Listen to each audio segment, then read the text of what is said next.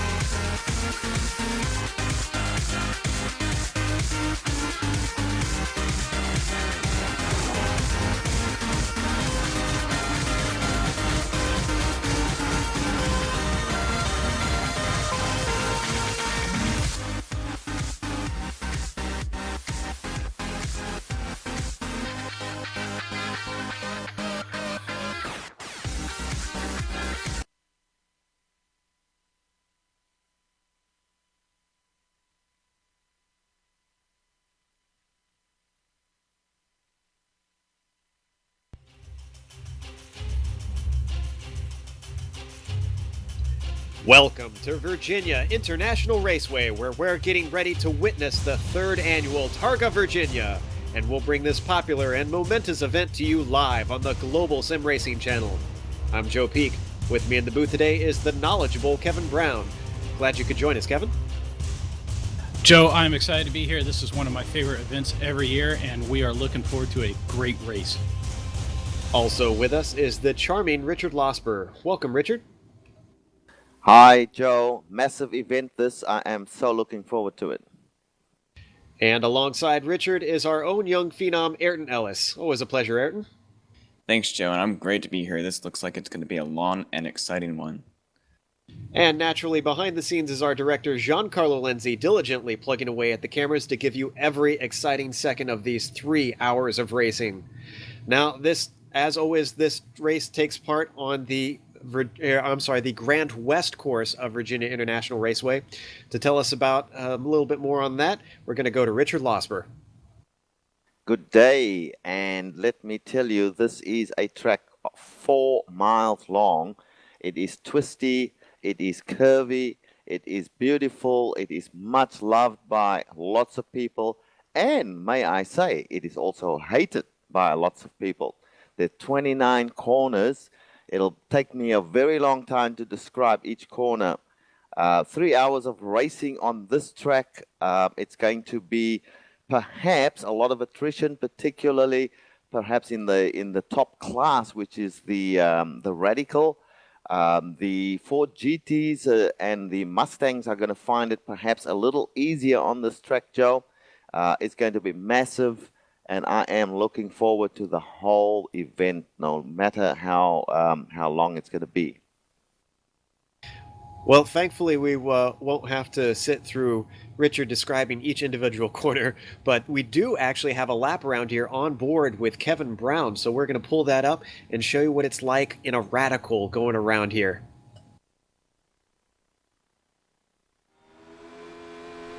All right, let's do a lap around Virginia International Raceway with Kevin Brown behind the wheel of the GSRC Radical. Coming down the front straightaway, very long stretch, going to be a good place to try and get past some traffic. Then you've got heavy braking into one, possible passing zone, and the horseshoe. Very long first corner, and look at how the car just struggles for grip the entire way around. It's going to be difficult to get it right out of there. Then through the kink into the braking zone of NASCAR Bend. So hard to get that corner right. You want to try and carry your momentum. Then into the left hook. Got to stay to the left side here and set yourself up for the exit once again so that you can keep it flat to the floor for a long time. On into the snake. Really take the curbs if you've got a softer car, but if it's stiffer, you're going to struggle for most of the race. Then up towards the climbing S's. For here you want to set yourself up for each subsequent corner on the exit and really try and stay to the right side here at the end because of South Bend. Very fast left-hander. It's so thread the needle. And if you get it right, you could gain a lot of time. If you get it wrong, you're going to lose a lot. then into the infamous oak tree. Very blind. If there's an accident here, you can't know until it's too late usually. Hopefully you set yourself up by rotating the car for the exit and get the power down for this long back straightaway. This will be another good chance to overtake some traffic if you've got other classes in your way. Heading up towards the braking for Bitch, another good place to try and pass. And yes, this corner is actually named Bitch, and appropriately, it is very difficult. That curb on the outside of the left-hand side, if you touch it, it's likely you're going to spin the car out. Set yourself up for the spiral, another blind corner. Over the crest to the left, and then keep it to the right here because of the hairpin. This turn also feels like it just goes on for a long time. Then you got a short straight up to the turn 20 chicane. If you're off by just a bit, you could lose half a second, or you could just be completely off the track. People are also going to get really backed up in traffic there, so you lose a lot of time if you get stuck. Up through some more S's, you're going to return to the main track, back into the roller coaster. Possibly a passing zone, heavy braking, and then this 90-degree right-hander. Now, as you head towards Hogpen, the final corner, you got to set yourself up for the left side because you have to compromise the entry for the exit.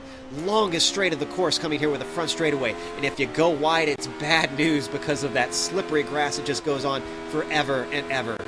But that's a lap around Virginia International Raceway.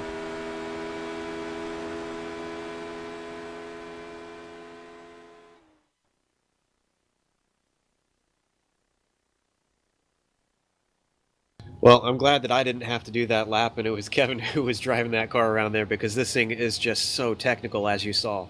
We're going to run you through the grid here now at this point since the qualifying is over and they're going to grid up anytime soon now. Jesper Pedersen took the pole in C1 and Nick Thyssen is beside him on the front row. Jan Laprevotte is in third, Martin Asher is in fourth, and then fifth is Michel Mancusi. Kevin? Absolutely. Sixth is longtime Targa veteran Daniel Benefield, our only Australian in the field. Seventh, Sasha Krager. Eighth, Howard McMillan. Ninth, Liam Williams. 10th, Dexter Castro. And rounding out the Radicals is Scott Heckert. Then starting on pole in the C2 class in the 4 GTs is Anders Dahl, who actually took part in another race this morning, a 3-hour event at Bathurst, so he's got a lot of racing today. Stefan Majulslar, I'm sorry if I mispronounced that, is starting beside him. Mike Thinnison is in third. Jonathan Fuller is in fourth. Then fifth is Eric Vidorf. Richard? In sixth place in the Ford GT is Kevin Parrish. Seventh is Egil Sandfeld. Eighth, Sean Meyer. Ninth is Rasmus Lawson. And 10th place, Jan Paulus Niehaus. Then in 11th, we have Farouk Manzar. 12th is Amjad Yaman, also took part in another 3-hour race today. Billy Smith, the second, is also one of our former winners of this event, and he is racing today. Then behind him, it's Jarrett Lawson. Then it's Timo Verhoost, Jamie Wilson, Arcadius Newman, Mitchell Cornett. Then it's Jonathan Butel, Simon Trindle, and bringing up the end of the GT field, it's Lucas M. Dureski. And then we also have the final C3 class, which Ayrton is going to read us through. Yeah, thanks, Joe. In the C3 class, Roop Tequila will start on the front row alongside Kimo Swaminen in second, then Patrick Bieri in third, Tim Clayson in fourth, Oscar Salin in fifth, Dan Rash in sixth, JD Baumgartner in seventh, Antti Pilaja in 8th, Randolph Chenov in 9th, Stefan Overgaard in 10th, Nicolo Ancelli in 11th, and Mario Boudry in 12th. Well, it looks like they're going to get gridded up any moment now, and then it'll be a long pace lap around here. And we will see how things play out in this long 3-hour race. Now, one of the things that guys are going to have to look out for in this is consistency, Kevin. Speed is important only to a point around here with this long event. Yeah, absolutely. It's a long track. It's a lot of corners. It's a lot of corners where they're very technical and they're very one-lined. And if you make a small mistake, it can be enough to send you off the track and possibly into a wall. So you want that speed, but more importantly, you have to stay on track because if you're not on track, you're not going to finish today. Now, the other thing to watch out for is the pit strategy. Everyone's going to be playing mostly similar strategies because all the cars have limited fuel and they will be making 3 stops each today. But the one thing about this, Richard, is that this isn't really a track where you can screw up the fuel and get away with it because you're not coasting in. Absolutely not. 4 miles. So let's say you've just passed the start finish line and you run out of fuel. Well, you're not going to have enough to come around 4 miles to get back into the pit. So you'll be escaping, which is the iRacing method of getting back into the pits and taking a tow. And that is what will happen if you mistime your pit stop. Yes, and on top of all of this, then there's the traffic that these guys have to worry about, Ayrton. And as a driver in this field, what are they going to have to look out for, and what kind of approach are they going to have to take with 2 other classes taking part in this thing? Well, they're definitely going to have a lot of heads-up driving, driving with other classes, especially with such diverse amount of speed, almost a 30-second gap in lap times between the Radicals and the Mustangs. That's just going to be difficult for all the drivers in both classes because they have to watch out the people behind them and in front of them that they aren't even racing against. So kind of have to have your head on a swivel. And it's also just going to have to require a lot of patience, I would have to say, from these guys. I mean, it's a long race, so if you get held up a little bit, if you're faster than the guy in front of you, then you can make up that time, hopefully, later on. But, Kevin, one thing I think that really is sort of a signature of this race that makes it so distinct is it's kind of a combination of a lot of things. The track difficulty, the concentration that it requires just constantly, and then also the endurance factor. It all just kind of comes together to really is what makes this thing so distinct. Yeah, you're absolutely right. I ran the first 2 Targa Virginia events, and it starts getting really difficult about an hour into the race. And about 2 hours into the race, you're kind of wondering when the whole thing's going to end and what on earth you signed up for. But when you get to that 3rd hour and you finally finish it off, it is just, it's one of the best feelings that you can get on iRacing. And that's what these guys are looking for, is to actually finish that and then to actually have a good run on top of that. It's well worth all the challenges in there, and as you said, these are some supreme challenges we got going on. There's a number of drivers that we should watch out for today, I have to say, Richard, and just a few of them that come to my mind is Jesper Pedersen. Obviously put it on pole overall. He is, I believe he's a world championship driver in the iRacing series, so he's obviously quick. A few other guys, Rup Turkala, Kimmo Suominen, a lot of really big, fast names in this thing. I mean, who are you keeping an eye on? Well, I am keeping an eye on the pole sitter in the Ford GT class, Anders Dahl.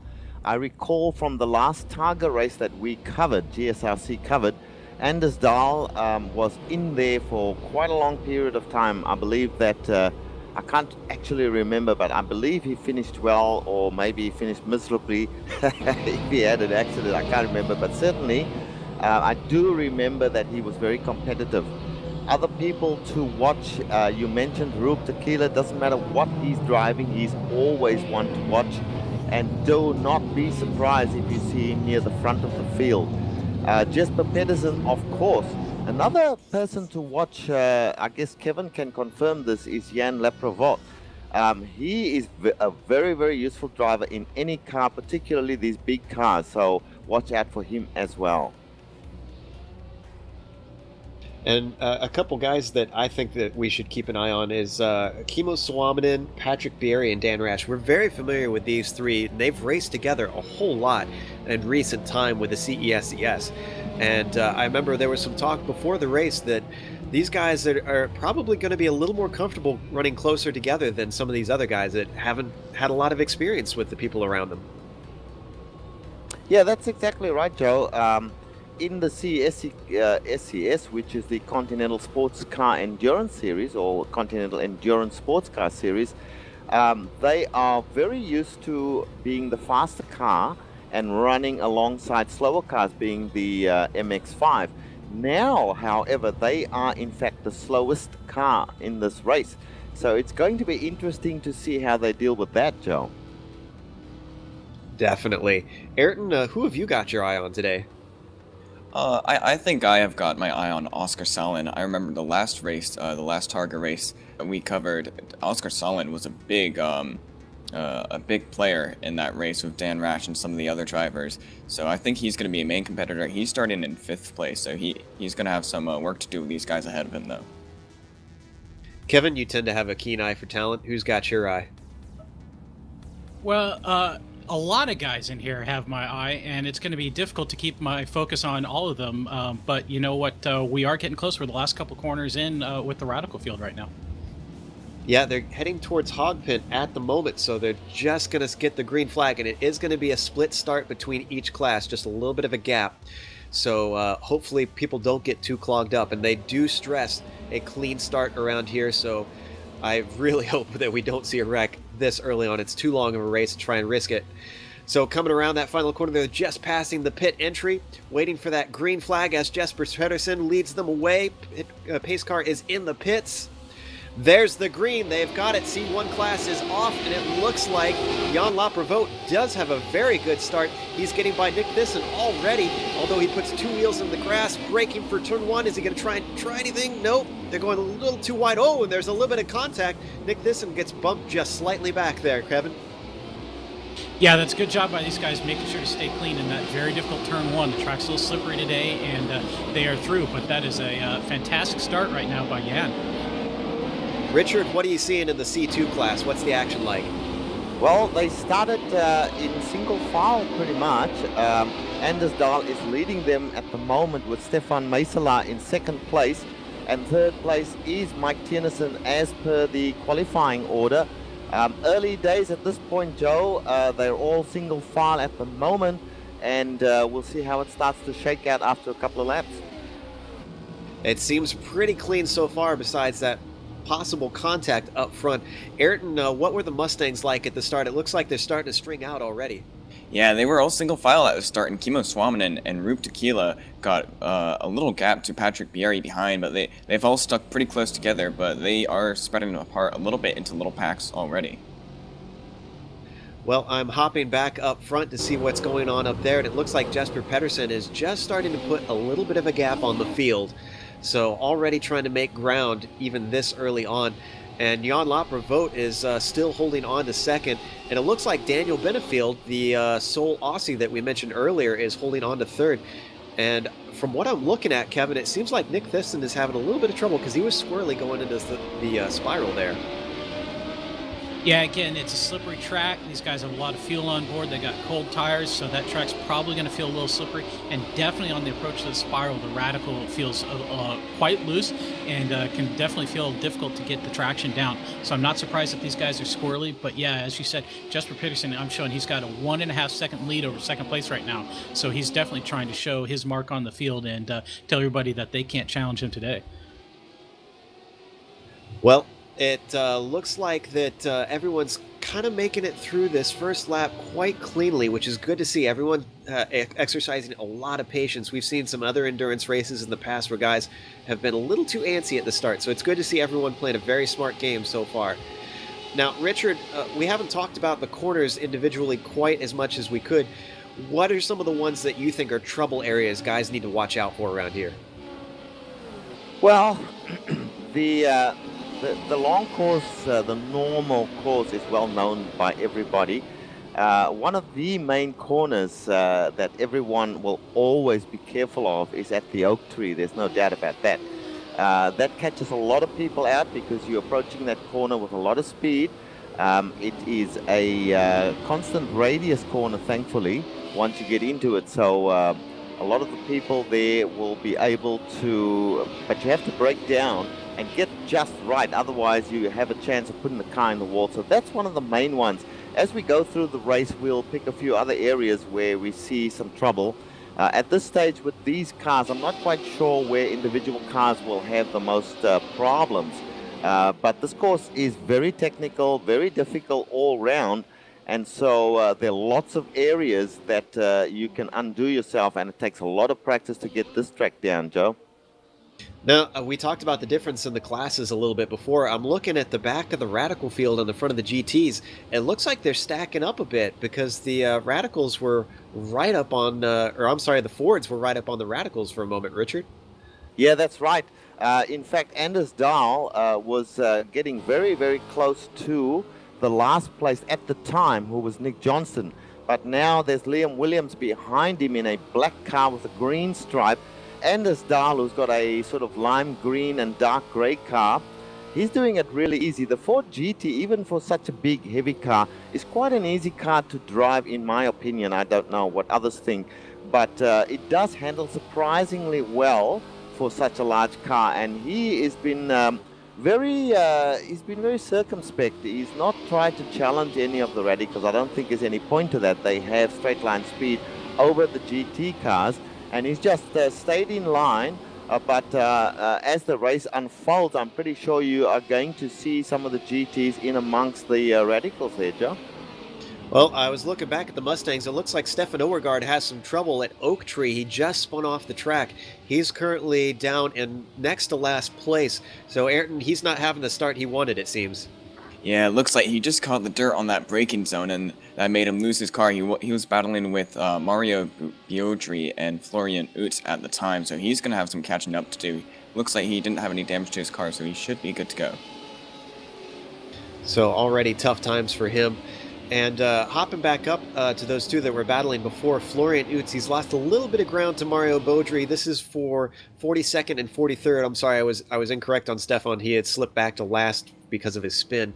These guys are battling fairly well at the moment, it seems, Ayrton.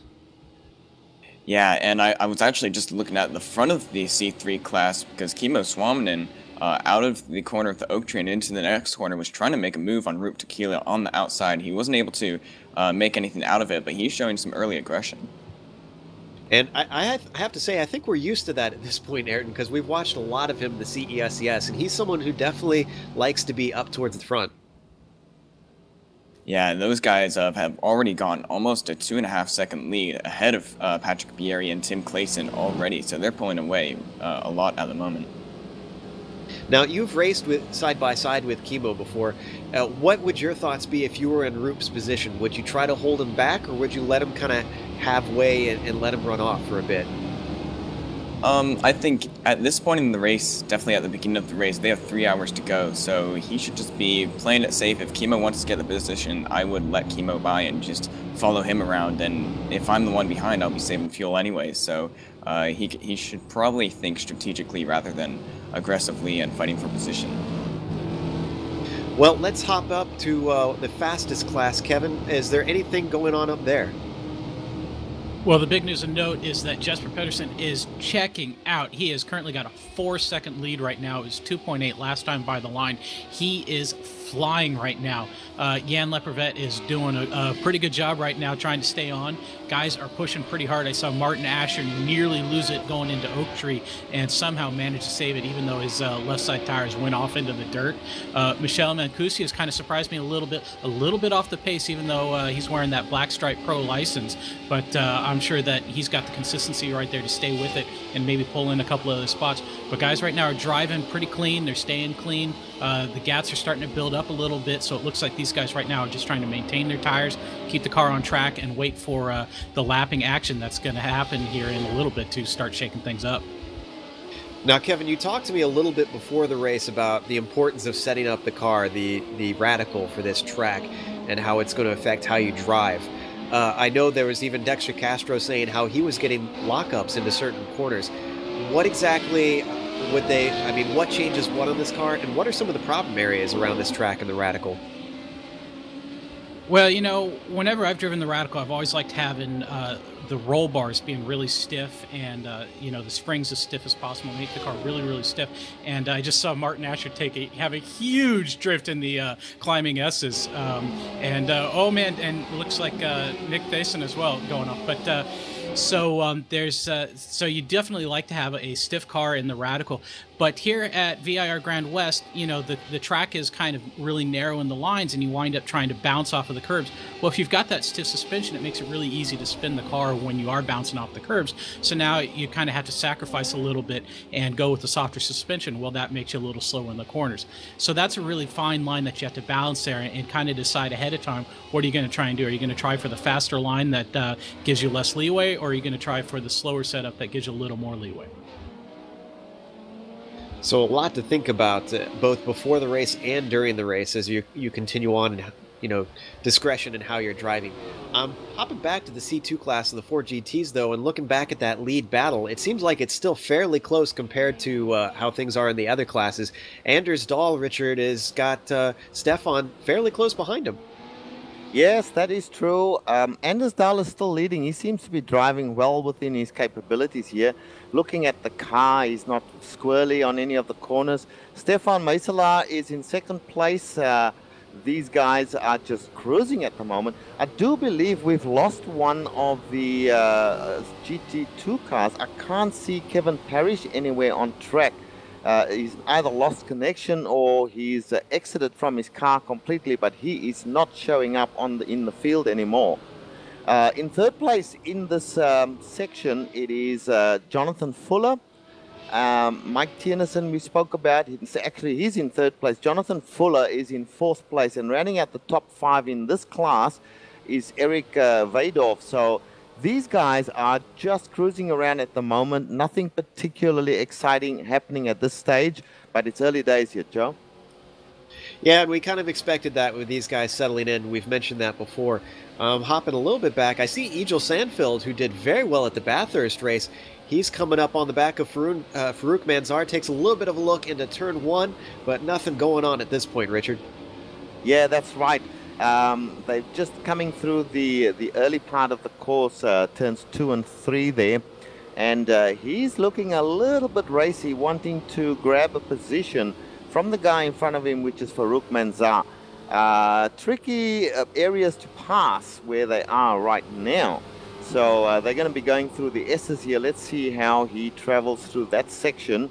At the moment, Farouk Manzar is certainly got his measure. He's not attempting to make any passing maneuver going through these very, very tricky sections of the course. They will now go into that left-hander, which brings you around to the oak tree once again. So Farouk got a really nice exit from there, and they slow down now for the oak tree. He closes up.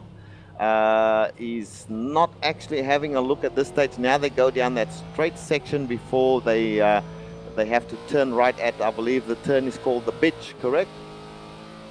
Yeah, I think that is the name of that corner. Actually, my eyes are up in C1 class once again because I saw Daniel Benefield was looking at second position there, Kevin. You are correct, Joe. The C1s have started lapping. Actually, they should have finished by now lapping the C3 Mustangs. And Jan Leprevet, our second place Radical, was kind of stuck behind a couple of Mustangs going into Oak Tree Corner. It allowed Daniel Benefield to catch up, and Daniel had a nice little go at second place, but just couldn't quite make it happen. But definitely this this gap, or excuse me, the lap traffic that we see now, and now Daniel's kind of poking his nose in again. But the lap traffic is coming into play already, and I think this is what these guys were looking for, was to try and make a move via lap traffic. And right then again, Jan Leprevet kind of getting held up a little bit out of that tricky turn 1-2 complex. Yeah, Randy Chineth was just in a bad spot. Not his fault, though. They've got a few more to navigate here. J.D. Baumgartner gets out of the way, but we've got another one. Antti Pilaha really causes them to check up. Boy, the traffic is already causing some problems for these guys. Now, I noticed that the draft was having a fairly decent effect coming down that front straightaway. Is it, with these cars being fairly high downforce, is that something that's kind of a blessing and a curse, Kevin? Yeah, you're kind of right there. It's not a huge benefit to have that draft right there. And oh boy, Jan Leprevet sticks it in South Bend. That was a little scary right there for the Mustang of Patrick Berry, I'm sure. But yeah, the Radicals, they kind of want that little draft effect, even though it's not real big. But the bigger concern right now is just lap traffic, as Jesper Pedersen has seen his 7-second lead diminish to 1.5 seconds on this lap just because of lap traffic. Yeah, and even Daniel Benefield was falling afoul of some of that and really dropped off the back of Laprevette.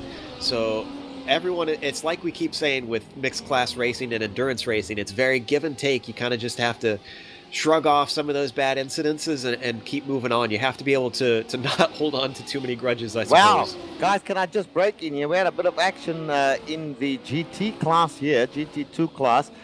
Stefan Overgaard in a Mustang cruising around through the S's, heading towards Oak Tree. A very respectful car behind him in Jonathan Fuller.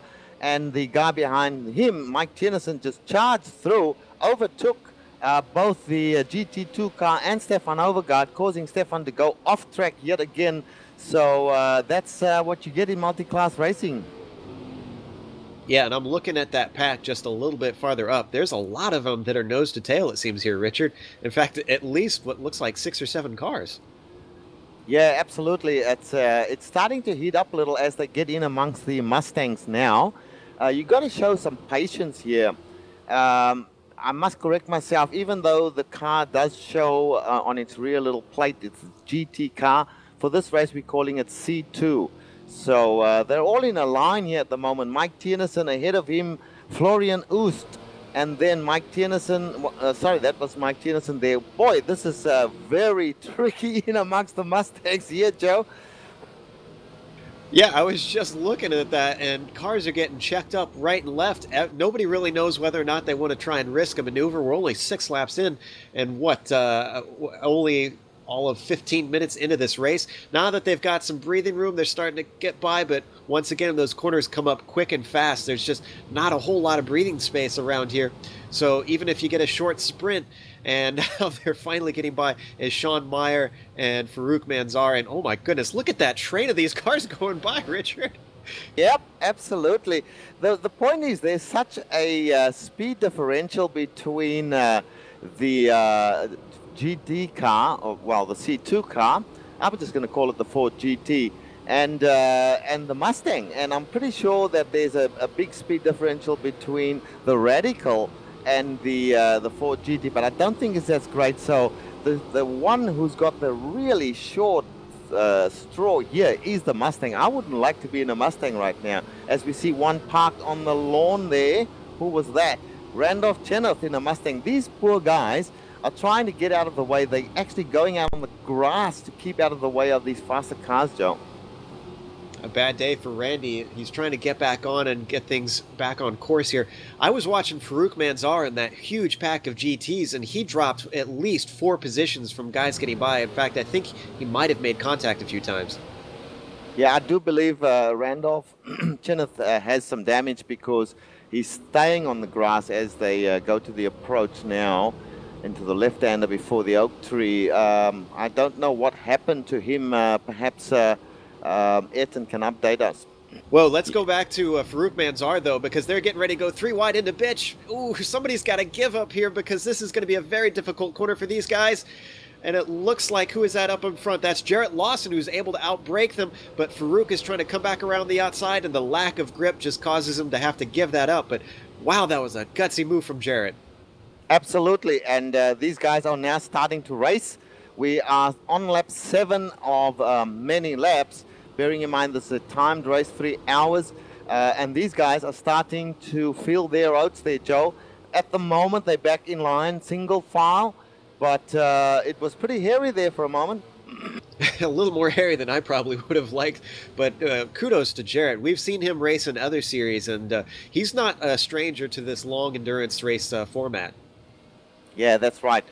He did very well there. He was under a severe attack. Farouk Manzar was certainly pushing it at that point there, perhaps taking unwarranted risks this early in the race, I would dare to say. But at the moment, he's fallen back in line, so it's all good again. We can breathe a sigh of relief that we didn't have an accident in all of that there, John. Very much so. He's doing fairly well to hold on to the back of Jarrett, though. He's not really given up quite yet. Maybe he's finally got his breath after such an exciting few laps there, now that they've gotten past some of that traffic. Although I see a battle behind them. That's Timo Vohurst and Billy Smith, who are actually going at it. Billy, a former winner of this race. Absolutely. It's there's a lot of action happening now because these guys are nose to tail. So just starting from Billy Smith, in front of Billy at the moment, we've got Timo Verhoost, and then Farouk Manzar, we've spoken about. In front of him, Eric Veidorf and Jared Lawson. So these guys are all nose to tail. And in front of them, Joe, there's Amjad Yaman, who's moved up a little bit, which is great to see. Egil Sandfield, a very, very good driver as well.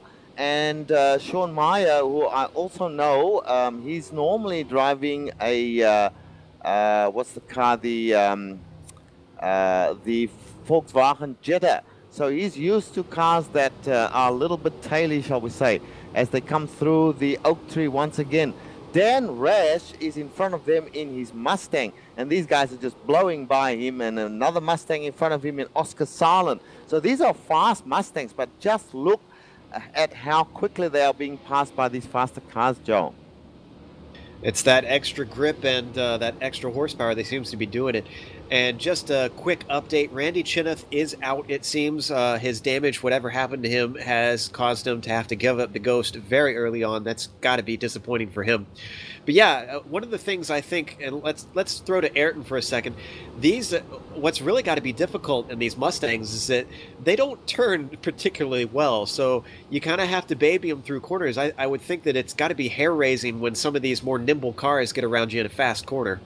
Yeah, and I've noticed that some of these Radical and Ford GT drivers, they're really throwing it in and making dives, and the Mustang doesn't react well to quick and sudden changes in steering or throttle or brake. So having to make a quick adjustment can send you off the track and ruin one's race. So these guys definitely have to be very smooth, very careful, and probably be more cautious than aggressive with this lap traffic.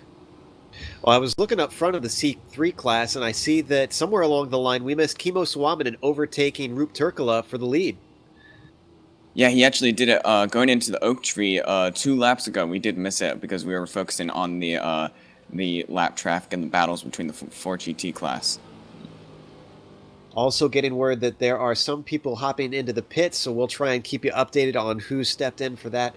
It's still pretty early, even though we've got 3 pit stops to go in this thing. We've only got 20 minutes of the race gone in this 3-hour event, so still a lot to go. At least it looks like Roop Turkala has not lost contact with Kimmo Suominen. He's still holding on fairly well from what it looks like, Ayrton. Yeah, and they've got a lot of 4GT traffic coming through now. They've got a huge train behind them, which is going through the 3rd through 6th C3 class pack. So it's probably going to split them up, and this track is very difficult to pass, especially in these S sections.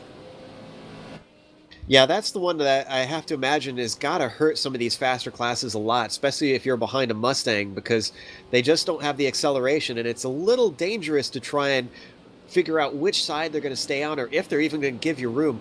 And that first and second between Roop and Kimmo seems to definitely be separating between them because of that battle that we've got between Roop Turkala and Jarrett Lawson going by right now as they go side by side. Roop almost got into Jarrett Lawson there, Richard. Yeah, I haven't been watching that. I better get on it. But I've been watching a little battle beginning to develop here between the second place GT car Stefan Meiselaar and the first place car Anders Dahl. Now Anders has been lapping at around 2 minutes 30, 2 minutes 31, but suddenly Stefan has caught up with him. It doesn't show on screen at the moment, but he was right behind him as they came through the previous lap, and I think he is actually making up time, and Anders will have to step it up a little bit if he wants to stay in front, which it looks like he's done now. He certainly reacted to what happened in that previous lap. So back to you on that, Joe. Yeah, it seems like he's been able to pick up the pace at least decently well. With Anders having run the 3-hour event and actually won in his class in the Cadillac earlier today, it seems like I would imagine that he's going to be fairly tired by the end of this thing. And how does that affect you as a driver with the exhaustion playing a part throughout the race? Okay, so here's the thing. I have not run a 3-hour race ever. I've run a 2-hour race. I did also enter into an oval race that was the Daytona 500, and I didn't last the full distance in that. So what happens is what Kevin said. Kevin spoke pretty well about it and described it almost perfectly, because you get through the first hour and it's very exciting and there's always a lot of action, but then things normally start to spread out. We'll have to see how that takes place at this particular race. Pardon me. But during the second hour, it normally is pretty boring, and then if action starts to take place in the last hour and you are anywhere near the front of your class, you start to rev up again and all that tiredness just drops off, especially if you start to get into battles. But I think Kevin called it absolutely correctly there. Just a quick aside, if you have any questions for us or comments or anything that you want to say to the team, you can contact us on Twitter at GSR Channel, and we try and keep an eye on that. And obviously questions are great around here because there's a lot of time for us to fill in. If you have pity on these drivers for all the energy that they're expending over 3 hours, have pity on us poor commentators' voices having the last 3 hours. It looks like Anders Dahl is just starting to check out at this point, Richard, so you're right, he really has turned up the wick. He has a little bit. I wouldn't discount Stefan Meiselaar, though. Stefan is hanging in there pretty well, and with Anders having done a 3-hour race previously, I'm not sure whether Stefan did one as well, but Stefan would be the fresher of the two. You don't race 3 hours and not feel it, John. I would imagine so. Since this battle has kind of died, I'm going to hop back up to Kevin to see if he spotted anything. I know that he was distracted for a moment there with checking out some other stuff. What's the news up there? Well, the battle for the lead is still pretty much in Jesper Peterson's hands. He's pretty much taken it over. He's got about a 6-second lead right now. But the battle to watch has been for third place between Nick Thiessen and Daniel Benefield, although it's kind of gapped out a little bit at the moment. These two have been kind of going at it hammer and tongs a little bit. There's a great pass by Nick to take over third place from Daniel, and he's trying to pull that away a little bit. And you can kind of see as they're approaching Spiral right now, he's got about a second and a half lead over Daniel Benefield. So Nick Thiessen's definitely looking a little stronger right now, and he's having a good run and trying to go pretty well. Yeah, and Daniel Benefield's also, I believe, one of the guys that's raced in this series before, so he's got some experience. And each of these series seems to have just a slightly different flavor in the way that the racing goes, the types of driver it attracts. And what does that sort of experience teach you, Kevin, as a driver when you hop in having run an event with a bunch of those guys before? You know, I think the most important thing is just having the confidence that you can do it because you've done it. So knowing that you can run those 3 hours, you know, and keep that mental attention, that physical endurance at a high level, even if it's, you know, some horrible hour like 4 a.m. in Australia, like I think it is right there right now. You know, you can do it. So you've got that to draw on. You know that now you can actually focus a little bit more on speed or planning strategy, you know, looking ahead to the lap traffic and trying not to shovel a Mustang out of the way. Well, I'm hopping back to Michelle Mancusi, who is in a big battle with Martin Asher at the moment. They've got some GT traffic that's getting out of the way, and they're going to cause them to check up too. But boy, it was almost looking like 3 wide for a moment there, Kevin. Yes, I'm watching right now Nick Thiessen trying to find a way around Patrick Berry. He's getting a little aggressive and sticks it into the spot where I think Patrick's probably not real thrilled about that as they approach the snake. You know, so boy, these radicals are sticking in places that are making it really tough for the Mustangs, and I'm sure they're kind of ticking off a bunch of Mustang drivers left and right. I remember one of the drivers was calling out a little bit earlier before the race saying, don't bark out blue flag because it just complicates things. And I'm sure a lot of them are wanting to do that right now. Yeah, you know, it's kind of tough. The Radical is about 30 seconds a lot faster than the Mustang right now. So, you know, the Radical is definitely trying to get by, especially in some of these sections where, you know, you can get held up pretty easily for quite a significant distance. But even still, it doesn't do you a whole lot of good if you're leaving the Mustang with no place to go and they wind up spinning back India.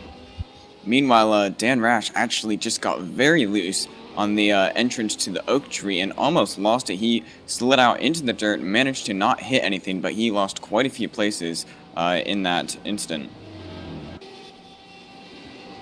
We're going to watch that replay now, and as we watch that, I have to admit, Ayrton, I'm a little surprised to see Dan as far down as he is. Chemo's up at the front and first in that class. Roop Turkle is in second, Patrick Bieri is third, Tim Clayson fourth, and Dan Rash all the way down in fifth.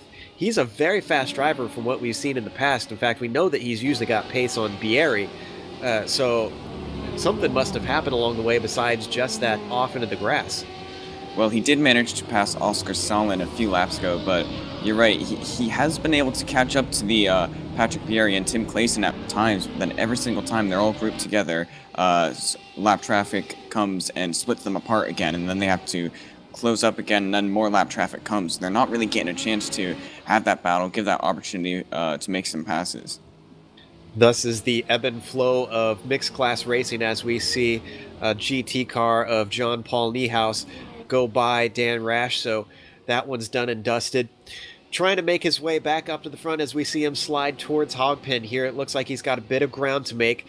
What else is going on in some of the other classes? Richard, we haven't gone to in a while. Is there anything exciting in the 4 GTs? Yeah, the only battle, and I've been watching it for a couple of laps now, is between Billy Smith II and Jared Lawson. Jared Lawson, he's had his hands full trying to keep Billy Smith at bay, and every time, as Etten just said, when they come up on lap traffic, you see Billy Smith at the moment right on the back of Jared Lawson. Jared Lawson seems to have a bit of an edge speed-wise, but the moment there's a lap car in front of them, life gets very difficult for Jared as Billy Smith threatens to make a move on him. So this is quite exciting to watch right now. They're coming up on a Mustang right as we speak, Jared Lawson. So let's see what happens here, Joe. And that's Stefan Overgaard that they're approaching quite quickly, and it looks like he's going to try and move over and let those guys by. So that is going to be good for Jared Lawson. There's contact. Mistake. Contact Stefan between Overgaard just doing his normal thing. Sorry about that, guys. And Billy Smith, who I did say was a little bit anxious and a little bit racy and a little bit perhaps too overzealous. He just tapped him, didn't cause any damage, I don't believe, but it's caused poor old Stefan to spin once again. And that goes back to what I was talking about earlier. If you try to pass a car in the S's, you can't always tell if they're going to give you room. It's very risky. Doesn't look like he was hurt too much. He lost quite a bit of time, but hopefully his car is handling okay. Jamie Wilson and Tim Verhest, in the meantime, have inherited positions from him in that problem. Jarrett Lawson's got some breathing room, but before that, I was going to say Timo actually was starting to gain on them. That's right. Now, Jared Lawson, I'm pretty sure, will be relieved a little bit. But we did say Billy Smith was fast, so what he's going to try and do now is make a move on Jamie Wilson and Timo Verhoes to get his position back. So this is going to be interesting to watch over the next lap or two. Oh, and just to add insult to injury, the marshals have decided to black flag Billy Smith for that maneuver that he put on Stefan Overgaard. So he doesn't seem to be too happy about that one. He's going to have to come in for a stop and go, it looks like. Well, you know, I have to say that if I was Stefan Overgaard, I don't want to judge these guys too harshly because these are really fast cars, and it is hard to check up your car when you decided you're going to make a maneuver. But it does seem that he did put almost, it may look even as being deliberate, the fact that he pushed hard into Stefan Overgaard. So I don't think the black flag is unwarranted. It's just something you'll have to live with.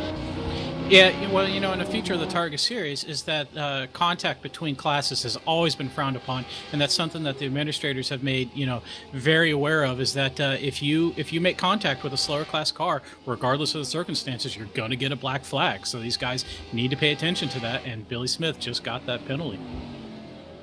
Yeah, and you know, it's deserved.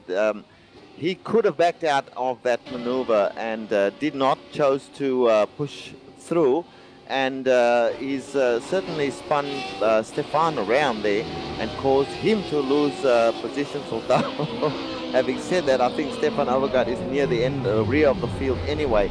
But let's see, Billy Smith should be coming into pits now to serve that black flag. And in the meantime, Jarrett Lawson had an off track and had to get a slowdown penalty for cutting the course, and that's given another spot to Timo Verhest. So he's just making up spots left and right from racing clean, which is what we said earlier. I am getting word that Heckert and Benefield are actually starting to battle. Which class is that in, guys? That is the Radicals, but Heckert has since towed out. I'm not entirely sure why. He spun in Oak Tree, but I thought he managed to get away without any contact, so I'm not sure what's going on. It looks like he's retiring from the race maybe right now, so could be maybe he's just exhausted or having some other issue going on. Another one bites the dust. I'm looking at the drivers out of car at the moment. I see that Randy Chineth is out, who we mentioned. Scott Heckert, as you said, seems to be out of his car. Rasmus Larson looks to be out, and Nicolo Roncelli. I'm not sure if those guys started. We'll have to make sure and confirm that, but they are reported to be out of the car at the moment. So we are a whole half hour, just over a half hour into this thing, and it looks like that a few of them are already feeling the burn. Yeah, and we're seeing that just even the time zones are having an issue. Our Australian runner is, he's fallen back a little bit. He had to pit kind of early from some damage. So guys are seeing that just even after 40 minutes, they're starting to struggle. Well, guess what? Billy Smith has served his penalty. He's come out, and he's right behind Stefan Overgaard once again. Let's see how he executes the pass on Stefan this time. I'm sorry to break in. Jarrett Lawson just went into the wall at Oak Tree, and his car was crawling for a little bit there. It seems like he's got significant damage. Yeah, his car is not handling well, and he's going to get passed by another car in his class. Who is that? Mitchell Cornett is going on by. So he's going to have to get a lot of repair to try and get that thing drivable. And I know that they don't... Oh, he spins it around again at Mitch. So... he's having a very difficult time. Yeah, he toes out. I was going to say that the marshals actually prefer that you have a car that can keep up to pace, and they have disqualified people for not being up to pace. So you can't just keep going around here limping at 3 minutes a lap. Yeah, that is very unfortunate for Jarrett Lawson. I was going to say that Jarrett has been doing very well and keeping it nice and clean, and it's most unfortunate that he's spun out or hit the wall there at the Oak Tree. So commiserations to Jarrett. Let's hope he can get it repaired. Didn't look like it was overly damaged. I'll have a look when he's in the pits, but it's sad to see him go out that way.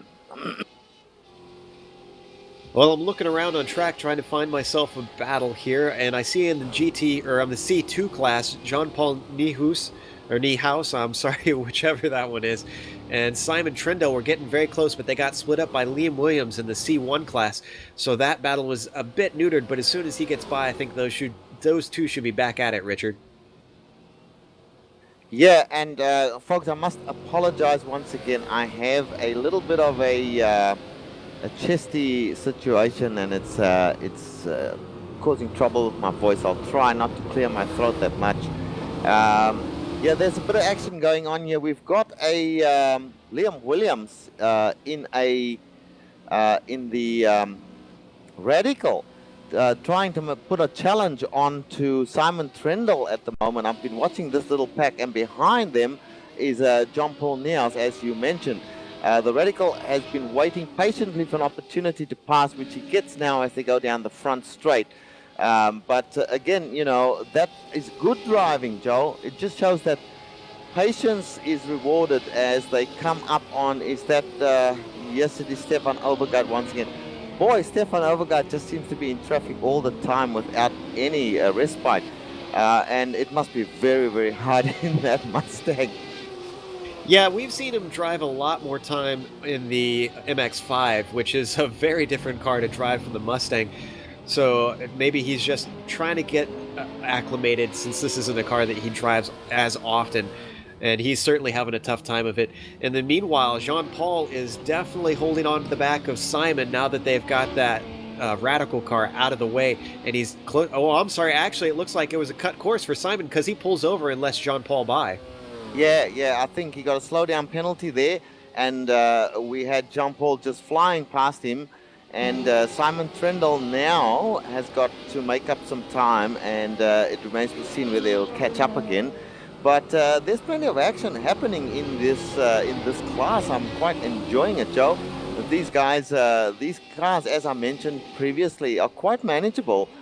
They look like they're big, heavy cars, but inside the car itself, it's quite easy to drive, and they have the sweetest gearbox that I've ever used on any car. So these guys are going around pretty well.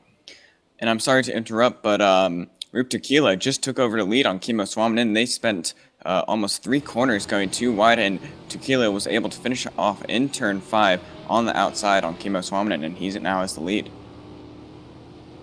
So it seems like the top of the C3 class has seen the most action of the 3 so far.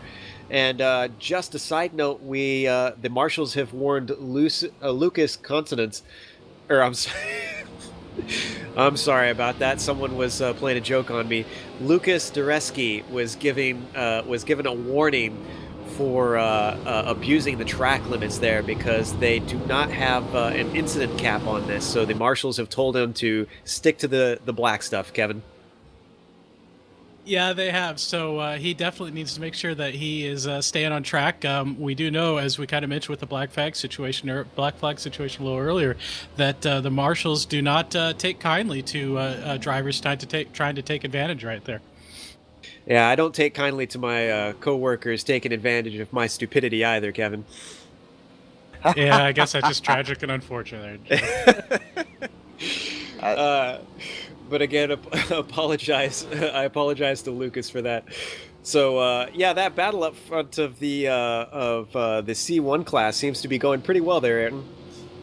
Yeah. They've been showing quite a lot of aggression. Rup was able to get back up onto the bumper of Kimmo and was able to make a really good pass going into turn 1. And Kimmo defended well, but wasn't able to do enough to defend him off. And now that the lead is back to the normal qualifying positions. It seems like these two are fairly close on pace, so I imagine at least we're not seeing them battle a whole lot, and they've got some more traffic coming through here that might separate them. In fact, Kimmo has to make way for Eric Vidorf there for a second, and that's going to lose him a lot of touch to Rup Turkla. But as I was saying, Ayrton, it's with these two being so close, you would think that they would refrain from battling and just try to work together, since they seem to be pulling a fair gap back to Patrick, and they can continue to do so as long as they don't hold each other up. Yeah, they have quite a large gap, and now they've very split up very much recently. But yeah, they've got a really good gap to anyone else behind, and they definitely have more pace than anyone else. So you're right. If they work together, they should probably just think about the long run. I mean, there's only about 45 minutes into the race so far. They've only passed each other twice, so they've been really conservative so far. Guys, and I'm going to break right in here. We've got a battle on here for first and second place in the C2 class. Stefan Meisela closing right up on the back of Anders Dahl. He did, as they went through the oak tree, really close right up, and as they come up to the Bitch corner, I hate that name, I don't like it very much at all. He's right on the back, so I'll keep watching this and see if he tries to make some move on him. Although through this section here, it looks like Anders Dahl is pulling away just a little bit, and Meisela actually has a little bit of a moment there, corrects the car, grabs hold of it, and puts it back in a straight line. And he's lost just a little bit of time there, but some good racing up front here. A quick note, Martin Asher had quite a moment come through the spiral, getting airborne, actually, and he's in the pits right now getting that car repaired. As in regards to that corner, Richard, I have to wonder, maybe it's they're thinking it was a dog leg, and that's why they named it Bitch? Meanwhile, Kimmo Suominen actually just spun out on the oak tree and has lost a lot of time and has let Patrick Bieri get into draft distance of him now, and he's lost a lot of time to Rup Turkla. And it sounds like Martin Asher's launch into midair has broken his car. He sounds like he's going to retire. But I had to jump in because that C1 battle for the lead has hotted up. It's cooled off a little bit. But Jesper Peterson has been slow. He's been struggling with the track. He's been struggling with the traffic. And it allowed Jan Lepervet to close up to within 2/10 last time by. And then this time, Jan got suckered in by the traffic. And Jesper has moved forward a little bit. But these guys are on old tires, and they are struggling right now. Well, I think we might see some more black flags because Michel Mancusi did a wild dive on Patrick Bieri, and Bieri has now lost contact with Suominen after he actually nosed it into the tire wall in Bitch, and he's got Dan Rash all over the back of him, Ayrton. And there it is, Mancusi has been black flagged. Yeah, he took quite a nudge to his front bumper there, so he might have some damage, and it looks like he's actually going to be pitting in as he showed in the chat. So it's really starting to, I mean, for a while we weren't seeing too many problems, just little offs, but now guys are just having big damage left and right, it seems like. Yeah, we're coming up to the first hour of the race now. They should be thinking about pit stops soon, I would imagine. But an hour's racing is quite a long time, and you're not as sharp as you were in the opening, the opening few minutes of the race. Some guys can handle it a lot better than others, and the traffic here, I think that is the big thing, Joe. The traffic is constant here. I have been watching Maisela and Dahl go at it, and this it's still on. I mean, they're not very far from each other at all. But these guys have not encountered a lot of traffic. I'm waiting to see what will happen as they start to come up on slower cars, and then that will prove who can cope the best with the traffic, and perhaps there'll be a change of position. Who knows? Well, since pit stops have started to fall through here, we've got JD Baumgartner who's been in, Jarrett Lawson has been in, Antti Balaha has stopped in, Tim Claessens, Kimmo Suominen, and now you can add Patrick Bieri to that list as well. So a number of guys have come on in, and we'll keep you updated on that. Meanwhile, the leaders of each classes, just to let you know, Jesper Pedersen is in first in C1, Anders Dahl is leading the C2 class, and Rup Turkala is leading C3. And we got a little battle going on right here between Egil Sandfeld, and in front of him we've got Mike Tiernason in the C2 class. These guys are very close to each other at this point in time, with Egil looking racy, as Kevin likes to say, and looking for a place to put a move on. So let's see how this little battle develops. Yeah, and they've got Jesper Pedersen, the class leader of C1, right behind them. He's staying very patient at the moment, letting these guys kind of work it out, trying to get himself a straightaway. He's got a fair enough gap back to La Prevette, so he's just, now that he's onto the front straightaway, he's blasting on by, and hopefully he should be able to get Tennyson by the time they reach turn 1 here. It's going to be close.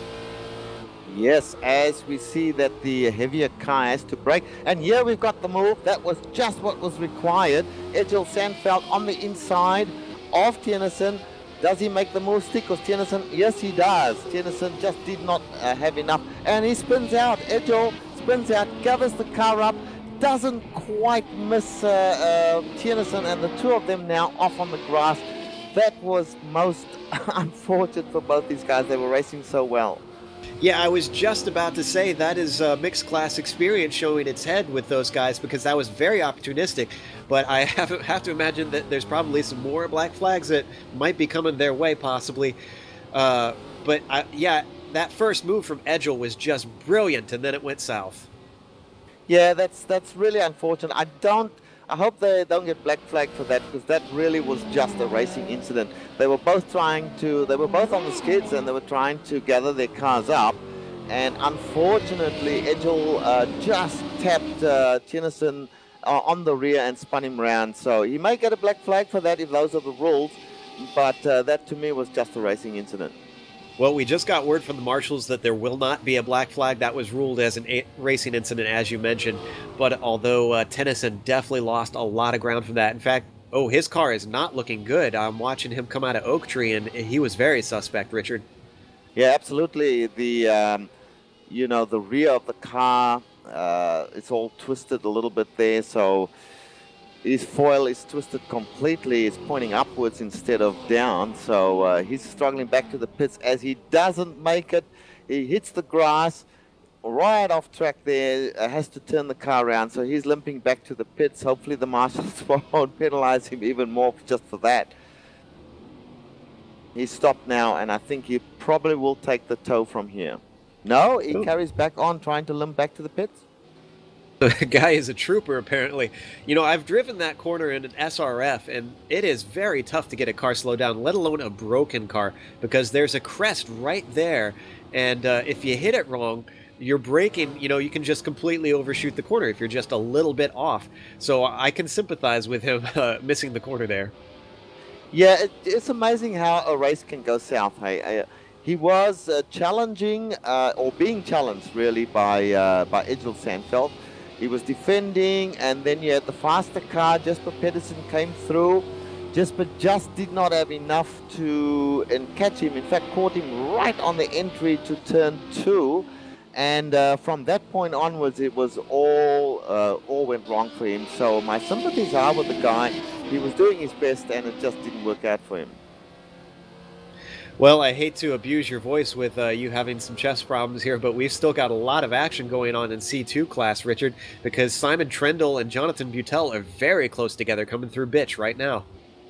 Okay, Simon Trendle, let me find him, because I've been watching the leader just to see how what's happening there, because we have a massive battle going on right here with Meisela having caught right up to the leader. This is for position 1 in this particular class. We'll get back to that other battle in a second, Joe. I just want to see what happens here with the two leaders in this class going toe-to-toe at this point in time. Meisela has been threatening for a long time to make a move. He does seem to be slower through this part of the course right here, and you have Anders Dahl getting away from him again, but through that section there where the oak tree is involved, he really closes right up, and I thought for a moment he was going to make a move, but it did not happen. So we'll go and have a look at that other battle that you spoke about just there. Trendle, I'm looking at Trendle now. They're coming through the S section there, the last corner, heading back onto the front straight. Behind him we have Anders Dahl. So Anders Dahl looks like he, if he carries on, will be lapping these guys. Yeah, it was as soon as you said that. And actually, our leader in the C2 class that you just mentioned and the second place car is in the pits at the moment. So these guys are taking their first stop. And this could be critical, because if Stefan can get by Anders, that could release him, Richard. Absolutely. So this is going to be interesting. And Anders missed his pit. Yes, Anders he had missed to. his pit. Yes, he did. Go ahead, Joe. Sorry about that. He had to back up into his position there, and now Stefan could have the advantage if he gets his stop right. So we'll have to see if he's got better pace and if he was being held up once they get out. This is a long fuel stop for these guys. They got to top all the way up, and I'm trying to see. It doesn't look like they're taking tires. Can you see, Richard? Yeah, and Meisela does come out ahead of it. They did not take tires, which is quite significant. Meisela now comes out just ahead of Anders Dahl. Anders Dahl is out as well, but Meisela has a useful lead. So now the shoe is on the other foot, Joe, so to speak. With Meisela in the lead now, it remains to be seen whether he can, put a brake on Anders Dahl or whether Anders Dahl. But I think this is good for racing, because Anders Dahl being the number 1 car in this class, or the pole sitter in this class, I think this is going to make for a bit of exciting racing as Anders tries to get his spot back. So I'll keep an eye on this one. And guys, I don't know if you saw, but right there in pit lane, we had a change for the overall lead. Jan Lepervet had a 5-second pit stop 5 seconds faster than Jesper Peterson, got out in front, leapfrogged him, and now he has got the overall lead. In fact, Jesper is being held up by Patrick Bieri in the other class, and now he releases him, so he is scooting off to try and run down Jan. It looks like you said, the race is really on between these top guys. Overall lead in contention. Good going for Jan Lepervet. Yeah, that 5 seconds, I don't know how on earth he did that, but that's just what he needed at the right time. Jesper was showing that he was really slow in traffic, but fast in clean air, and now Jesper's showing that he's not to be trifled with, as he gets right on the bumper of Jan Lepervet through Oak Tree. So this battle is on with lap traffic in front of them. This is going to get exciting real quick. Yeah, he really wants that spot back. And I have to wonder, since you can kind of fudge the fuel just a little bit, if he decided to take a short stint for this middle stint here. And it looks like Jesper is going to take a look on the inside into Bitch, but he's not quite close enough to make anything happen. This traffic up in front of them could play a role if they don't get by these two GT cars in time before Spiral.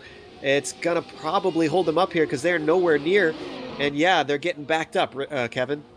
Yeah, that's a tough place to pass. You can kind of do it, and you kind of really want to try and make that pass if you can, because you just get stacked up behind the slower car all the way here until you kind of get to the roller coaster again. So definitely these guys get frustrated, if they can't make that move into spiral. But it's an easy way to throw your race away, too, if you're too aggressive into there.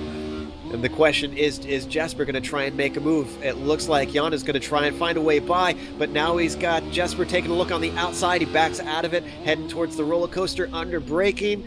Not much doing there. They're still held up behind these guys. It looks like they're losing a fair bit of time. I'm curious how far back Daniel is. He seems to be a long ways back, so he's not a threat. It's just these two, and now they've got to stretch. Now they can get their legs out, Kevin. Yeah, absolutely. This is where they get the big top speed blast, and I bet you, yes, Jesper was trying to get a good exit out of Hogpen so that he could have a chance on Jan going into turn one, and it looks like he's kind of showing his nose a little bit. Can't get clear because of traffic, and yeah, he's going to make that move. He's got the apex moving down. Jan kind of pinches him off a little bit, and they're going to go side by side into NASCAR, but I think Jesper might have it. No, Jan's still there. They're still side by side going through NASCAR. This is going to be interesting, and Jan's definitely got it as they're closing up on Dan Rash, going to come into left hook right here, and Jesper's going to take it. He's going to make the move right there around Dan Rash. Dan goes wide on the exit there, and boy, the Radicals just barely get through there. Oh, credit to Dan Rash on that one, because those guys were not slowing down for anything at that point, and Dan just gave them just enough room, and they snuck through.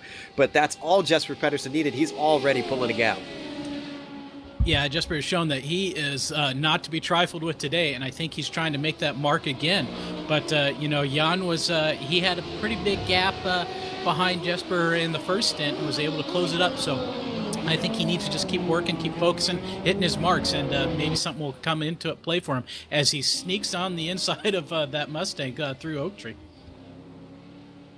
So it has played itself out. It was a short but exciting little stint there for the lead of the C1 class, and that, yeah, Jan with that traffic at Oak Tree has lost a lot of ground at this point. Although Jesper's not out of it yet either. He's trying to get by the Mustang of Oscar Solin, but clears him out of bitch, and I don't think he lost any ground though.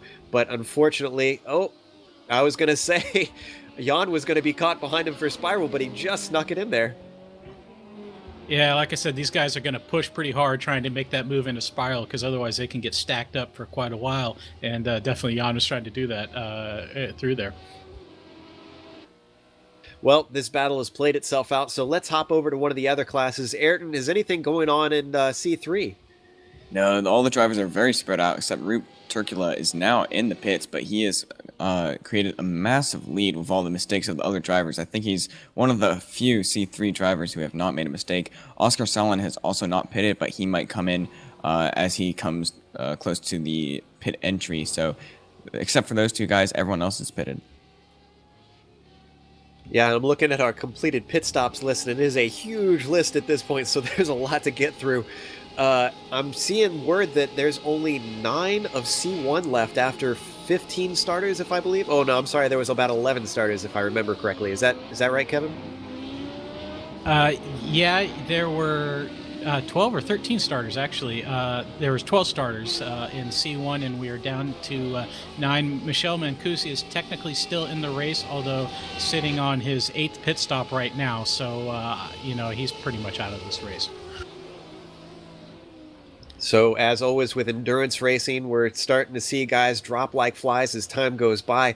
And if you can just keep it on the track, we keep saying this, but it's so true in this style of racing. The longer you keep it pointed forward and on the black stuff, the more positions you're going to start to pick up. So it's really a virtue around here. Let's hop over to GT because we haven't stepped in there for a while. Richard, is there anything exciting there? Well, I've been watching the number 1 and number 2 positions. And Maisala has maintained the gap that he got in the pit stop over Anders Dahl. But then they came into Oak Tree, and our resident holder upper, shall we say, Stefan Overgaard, held up Maisala for a little bit, coming through that section of the course in the Oak Tree. And that has given Anders Dahl an opportunity to close up. Now Maisala is once again behind a slower car, and that is the car of Mario Baudry. So as they come through traffic, we shall see whether Anders Dahl can can catch him, although Anders, of course, also has to make the pass on these slower cars as they come through the SS section there, and a nice clean pass. Mario Bodro stepping out of the way. So these two are battling. I think there'll be a lot of laps in it before Anders Dahl can catch up to Meisela, who has kept up with him throughout the race, and now that he's in front, is maintaining the gap between himself and the second place C2 car. And we've been noticing on your camera right now that we've been following the battle for third place overall in the radicals between Nick Thyssen and Daniel Benefield. And looks like Nick just had a huge moment through Spauer right there. But these guys have been pretty close for quite a long time. I'm still not entirely sure why Daniel took a very early pit stop, as boy, they get very close to that Mustang through the roller coaster and keep on going. But these guys are still going, although I think Daniel's probably on a little more older used tires, and they're having a great battle right now. Yeah, I was kind of watching that too. I was impressed that Nick was able to hold on to that thing coming out of Spiral. That was a big slide. Now, how does that play on these tires and the radicals? I understand that they're pretty sturdy, actually. Yeah, they're fairly durable, although you kind of go from a car that can struggle with grip to a car that struggles a lot with grip, especially at this track and with the drivers complaining about how slippery the track is today. So, as long as you're smooth on your tires, and being careful with them, they should last pretty well. But if you start being aggressive and locking them up under braking or spinning them under the power, then you're going to have issues. And I think that's what Daniel Benefield's seeing right now, now that he's on older tires from everybody else. Well, it looks like we've had the commentator's curse on this, because these guys are starting to spread out, even though they were very close early on. Daniel Benefield is doing very well today for, let's see, he's 4th overall from what I'm seeing, and he started in 6th, so he's picked up 2 spots so far, and we are just about at the hour mark right now. So 1/3 of the way in, these guys still got the majority of this thing to go, and so there's a long time to try and endure here.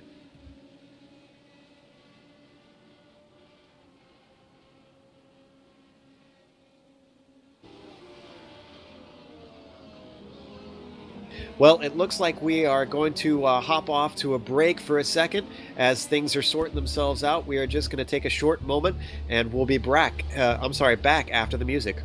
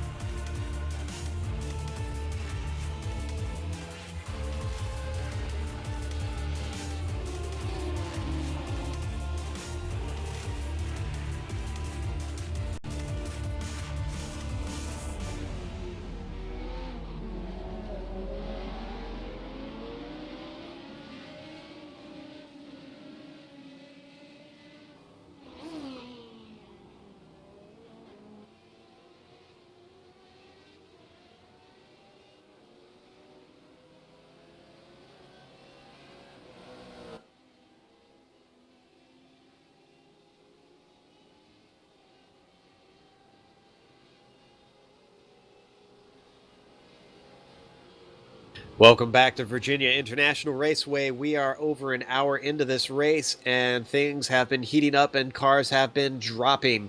Right now we're looking at Edgell Sandfield and Sean Meyer, who are having quite a battle for the third and fourth spot in GT class, Richard. Absolutely, C2. and there have been a number of battles carrying on while we've been on the break. This is a good one here with Edgell Sandfield in that green and black car, trailing Sean Meyer. He gets right up on the back of him, nearly touched him there, Joe. And you see Sean Meyer just getting a bit loose there, going wide, gathering the car up once again. And now let's see Edgell Sandfield as they come down to this very twisty section. He's right on the back of him, and Sean Meyer, commentators curse, Sean Meyer has spun his car, lost the position to Edgell Sandfield. There's a lot of mistakes in a short period for those guys, both of them, I suppose. Sean's got his car going, didn't really hit anything. Thankfully, heads up driving from Edgell for knowing to get out of it and not be too close behind him. And that's something that I don't think is talked about a whole lot in racing, or at least that we haven't talked about a lot, Richard, is following someone closely, because there is a bit of a danger in that. Absolutely. You know, this is a very twisty track, and you've got to be aware that the guy in front of you may have a moment at any time, and if you are too close to that person, you stand a chance of hitting him and ruining both your races. So you want to give it's a fine line between wanting to take the position from the guy in front of you and driving safely, but certainly you do not want to follow too close, particularly through some of the more twisty sections. Mind you, is there anything that's not twisty on this track, Joe? Very few portions, I would think. I'm looking back up in the C1 class, Kevin, and it seems there's a battle going on for third. Yep, Daniel Benefield and Nick Thyssen are back at it again, and approaching Bitch. Daniel Benefield was on the inside, took Nick Thyssen to the grass, but Thyssen has gone around on the outside of Bitch, has made that pass work. That is a very difficult thing to do, and that was some excellent driving. Guys, got a break. Kevin, sorry about that. Got a break in. Anders Dahl was coming up on slower traffic. He hit Mitchell, cornered. He may well get a black flag for that because that was kind of unnecessary. And so we've got another incident. And that was directly in front of Nick Thyssen and Daniel Benefield, cleared out just as they got there. So that could have been a little more exciting than the Radicals would have liked. Yeah, that was lap traffic. That was lap traffic that he had run into back there. So not sure if that is a black flag under the rules of this series or not, but we'll see. Anders Dahl, though, has quite a gap ahead to Stefan. I'm sorry, I always screw this name up, Richard. You always get it better than I do. Yeah, Stefan Meiselaar is leading the class, and Anders Dahl in second place. Now, Anders, if anything, Joe, has lost a little bit of time to Stefan. He's not made up, not even, well, from what I can see, not a lot of time made up at all since the pit stop. So these guys are 1 and 2. They are not battling each other. There are other good battles going on, so we'll leave it at that for the moment. And marshals have given Anders a warning for that, so there was no black flag, but he's actually got to watch out with that lap traffic now, because I don't think he's going to get any more chances after that one. I'm not exactly sure. It's with all this action and all this craziness, where the closest battle is. Do you guys see if there's something exciting going on around here? Well, it looks like there is a nice battle for in the C2 class between Jamie Wilson and Jonathan Buteau. So let's hop over to that, and that is for, which position is that for? I'm trying to find it, actually. 10th. I'm sorry, I'm looking at it right now, actually. Thank you, Ayrton. Yeah, so there's a bit of a gap between them at the moment as they head through Spiral, but they've had a fairly uneventful race. We haven't watched these two very much. So, Richard, have you seen anything of these guys as you've watched them throughout the race? No, I haven't seen a lot of battles. Seems to have quietened down a little bit now. We are a minute 20 into the race. I want to start having a look at some of the drivers we've not looked at before. And one of the drivers that I'm following just at the minute, he's got nobody near him, is Amjad Yaman. Now, Amjad, beautiful car colors. He's got the green and black, sort of lime green and black. he's been quietly going about his business. He has not been involved in any incidents that we know of, and certainly his car looks completely whole, just quietly doing his thing. It's going to be interesting to see as the laps wind down where he ends up. He's currently in first, second, third, fourth, fifth, in sixth place in his class, as the car goes very twitchy coming up to that last section before Oak Tree. But just doing his thing there, Joe, and we should be showing some of these drivers who are just quietly going about their business. Well, I'm currently watching a battle between Jean-Paul and Billy Smith because these two are very close, and that is for 12th and 13th in their class. And looks like Jean-Paul is really anxious to try and get away past. He keeps pulling up on the back of Billy, but really hasn't had an opportunity yet. Yeah, well, Billy Smith was involved in that little incident that we had previously in the previous stint. As once again, let us not put the commentator's curse on these guys. Billy went really, really squirrely there. John Paul did not take advantage of that. In fact, would have been risky to do so. They are now going through the S's section. This section is super fast and super difficult, really, as the car has to swing left and then right and then left again and left through a really fast left-hander and then up to the Oak Tree, which just goes on and on and on and on and on. So let's see now, Jan-Paul Niehaus right on the back of Billy Smith. He's going to try something. Now, Billy gets a good exit there, and they're coming up on lap traffic, so this will mix things up as well. We have a slower car. A Mustang stays out of the way. Thankfully, they both go. And Jean-Paul Niehaus brakes later and simply takes the position, Joe. Wow, he broke way later than Billy Smith there and just absolutely blew past him. He did exactly what he needed to. I was just thinking as you were calling that what he's got to do out at Oak Tree is just focus on the exit out of there, not spin the tires, really get the car planted and just power down. Oh, and they've got Jarrett Lawson spun in front of them. So Jarrett Lawson having some trouble. Yes, and that was no good. So that could have been nasty if they'd hit him, which they thankfully they didn't. Billy Smith now sitting in behind Jean-Paul Niehaus. That was a brilliant move from on the part of Jean-Paul. He has now got in his sights. Is that a lap car, Mike Tennyson? Let's see. No, yeah, that'll be a lap car. So he's done a great job there, Joe. And we're getting word that Daniel Benefield might have had some trouble for a moment there. Well, what he almost had some trouble with was Anders Dahl last time by on the pit straight. Daniel Benefield was right up under the rear wing of Nick Thiessen, and I don't think Anders Dahl saw him because Anders moved around the Mustang of Roop Turkula and just about broadsided Daniel Benefield right into the pit wall. It was a super close moment, and they all kind of got lucky there. And look here, I was just about to say, guys, that the battle was on between Stefan Meisela and Anders Dahl, but Stefan has ducked into the pits, so Anders Dahl now inherits the number 1 position in the C2 class once again.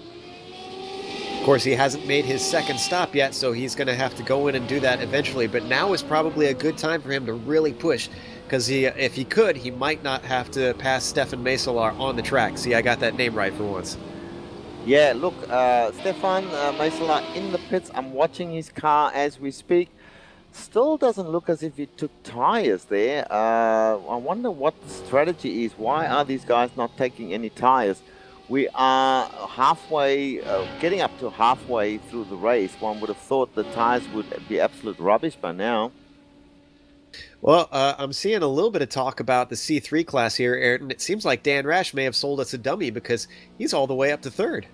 Yeah, Dan Rash has been running a great race. He's had some really close calls with other drivers, but he's managed to really put it down and use his speed to his advantage and pass Tim Clayson to get up to 3rd. And he's battling with Tim Clayson really hard right now. Tim Clayson is not dropping back by any means, and as Dan Rash actually just skimming the dirt a little bit, he must be thinking about his tire wear at the moment as well, because these guys are going to have to do their second pit stops pretty soon.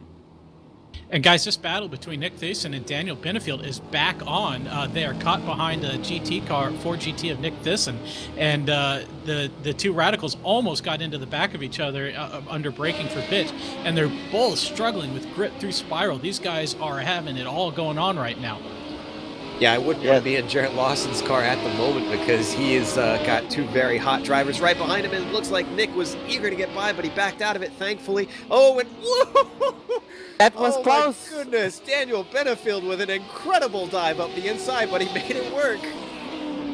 That was very close. But like you said, Jarrett Lawson didn't know where he wanted to be with these two guys coming at him. Sorry, Kevin. No, that's all right. And the marshals have given Daniel Benefield a warning after that pass. So, again, that intra-class conflict coming in. And it sounds like Daniel's kind of having a little bit of ejection as Jarrett Lawson looks like he went off track after Hogpin. Well, he got scared the daylights out of him with these two guys. And I'm not surprised that he went off track. He's back on again now as he comes up to the start-finish straight. He's got the car gathered up and going again, but that was very risky, and I think a warning is pretty much warranted there. These marshals are doing a great job. I must give them a big shout out. The organization of this race is terrific, Joe. Yeah, I'm very impressed with the diligence of them and making this thing, a lot of times it's very difficult in sim racing to get live marshals to try and work everything, especially stuff like black flags, because that's very much a judgment call, and they've been very good. And I'd have to say very fair so far. This battle has been great all race, Kevin, between these two guys, as Daniel now closes up once again on Nick up into South Bend. Yeah, Nick Nissen almost threw it away at the final S in the climbing S's. That's a real one, and he goes off in Oak Tree. He's went too deep into Oak Tree. Did he avoid the wall? I can't quite tell. It looks like he may have just barely avoided the wall. He did hit the wall. Oh, boy, that's, I'm not sure if he's got any damage. I'm trying to look. I don't see any damage, but he has definitely lost a lot of track time at very best. Yeah, we're watching that replay right now, and it looks like he just kind of went in a little too hot there, Kevin. Yeah, pretty easy to do. I think he may have just been a little bit rattled by missing his line through the S's and worrying about what Daniel Benefield is doing, and just tried to carry a little bit too much speed into Oak Tree. And that's a really tricky corner for the Radicals at this track because you're just trying to carry so much speed into that long, decreasing radius corner, and you keep trying to work the speed off, and it looks like Nick just wasn't able to work enough speed off. Yeah, that's pretty unfortunate. Guys, I'm just going back to the C2 class. Just an update that Stefan Meisela is back up and circulating.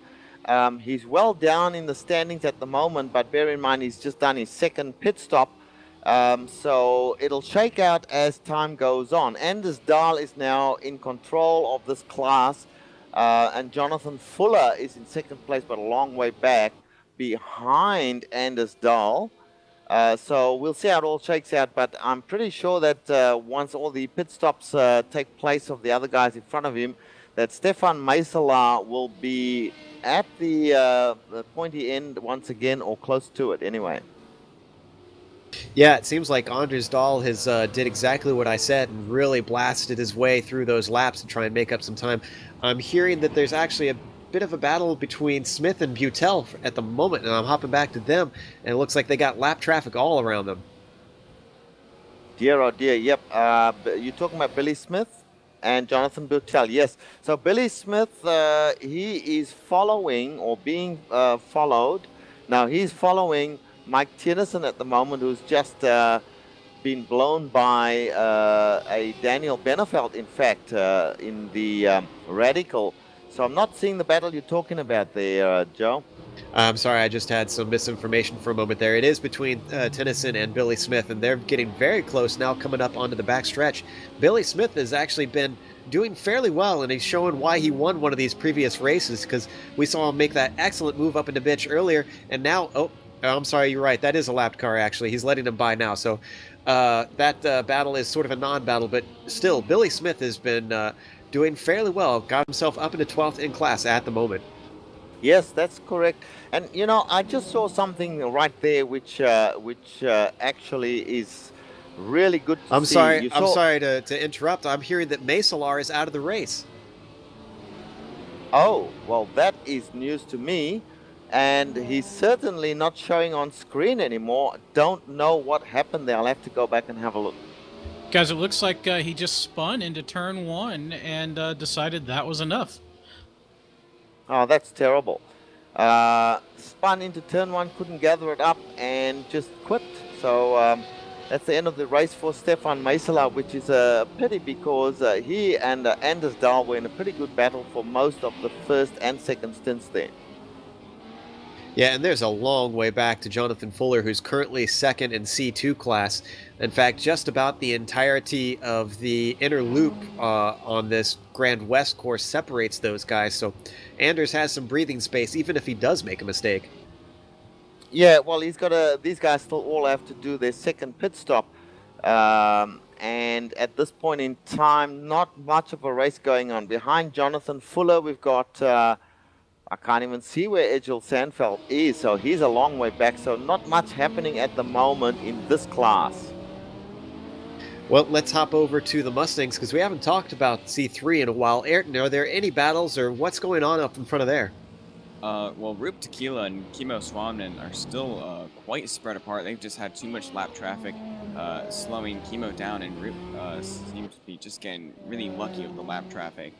Dan Rash and Tim Clayson, their battle's still going on really hard right now. Tim Clayson is right on the bumper of Dan and has been for the past few laps. He actually tried to make a move into turn one a few laps ago, but he had the lap traffic of Dexter Castro and Amjad Yaman right behind that kind of interfered with that.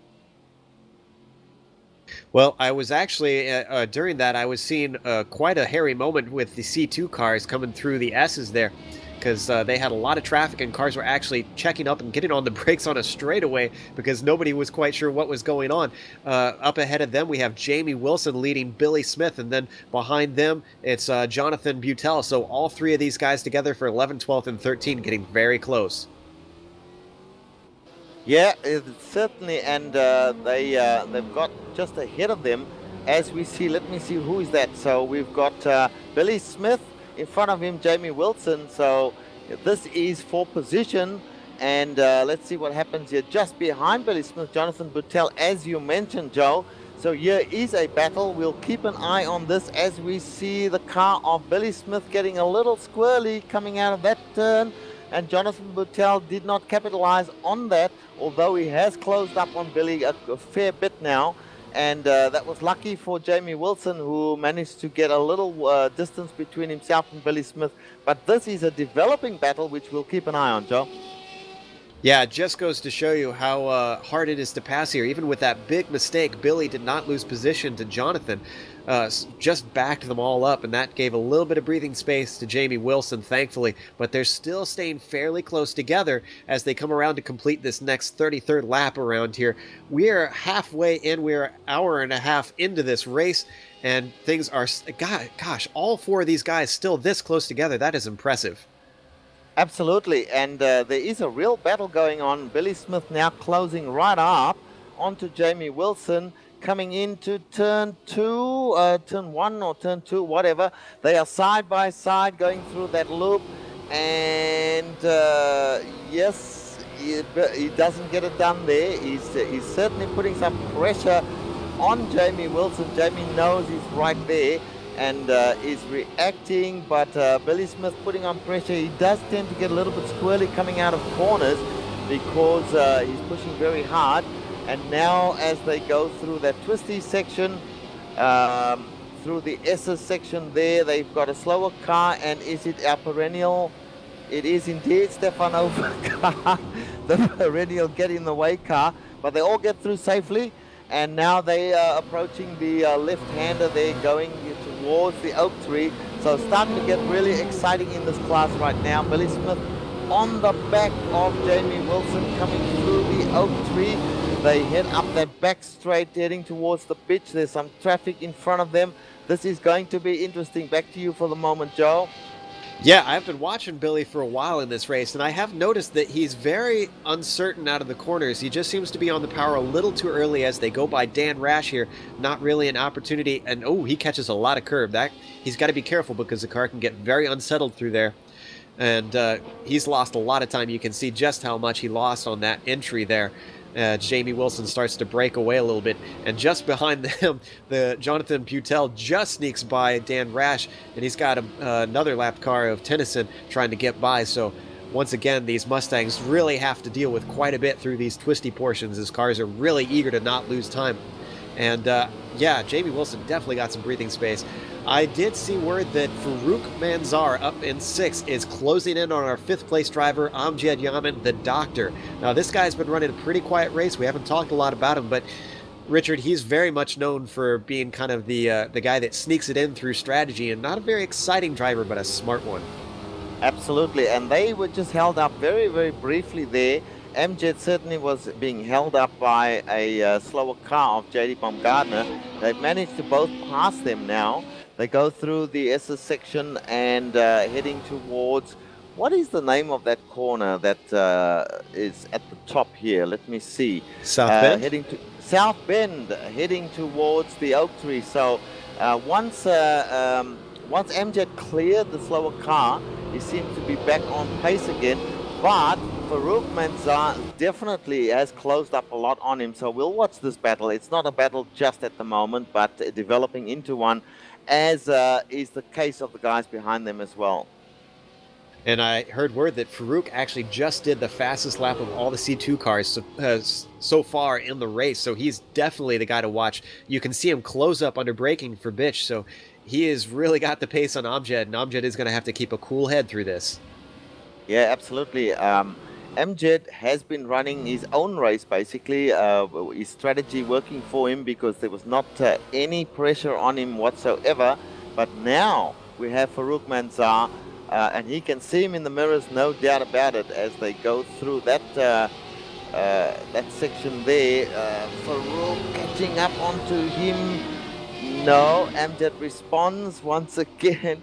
Good racing from these guys. Hey, there's no question that you've got to be not only in command of your car, but you've got to watch traffic around you, and you've got a hold of other guys. Farouk is looking racy, so I'm going to be watching this for a while. Yeah, in fact, we've gone on board with Manzar and seeing what it looks like from inside his car. Oh! Amjad just spun his car in the last turn, and position given to Farouk Manzar. Why are we cursing these drivers? Every time we focus on one, he spins. Well, unfortunately, it's our job. If we didn't talk, there wouldn't be that exciting of a broadcast, I'm afraid. So we are sort of forced to. Amjad isn't dropping back quite yet, though. He's still got about a car length up to him, Richard. Yes, he's caught back up. That was just a little bit of a moment there for Amjad. But now he's in the commanding position, really, because he's the chaser. And Farouk Manzar now has the pressure on him. So we'll keep watching this one because it is quite exciting.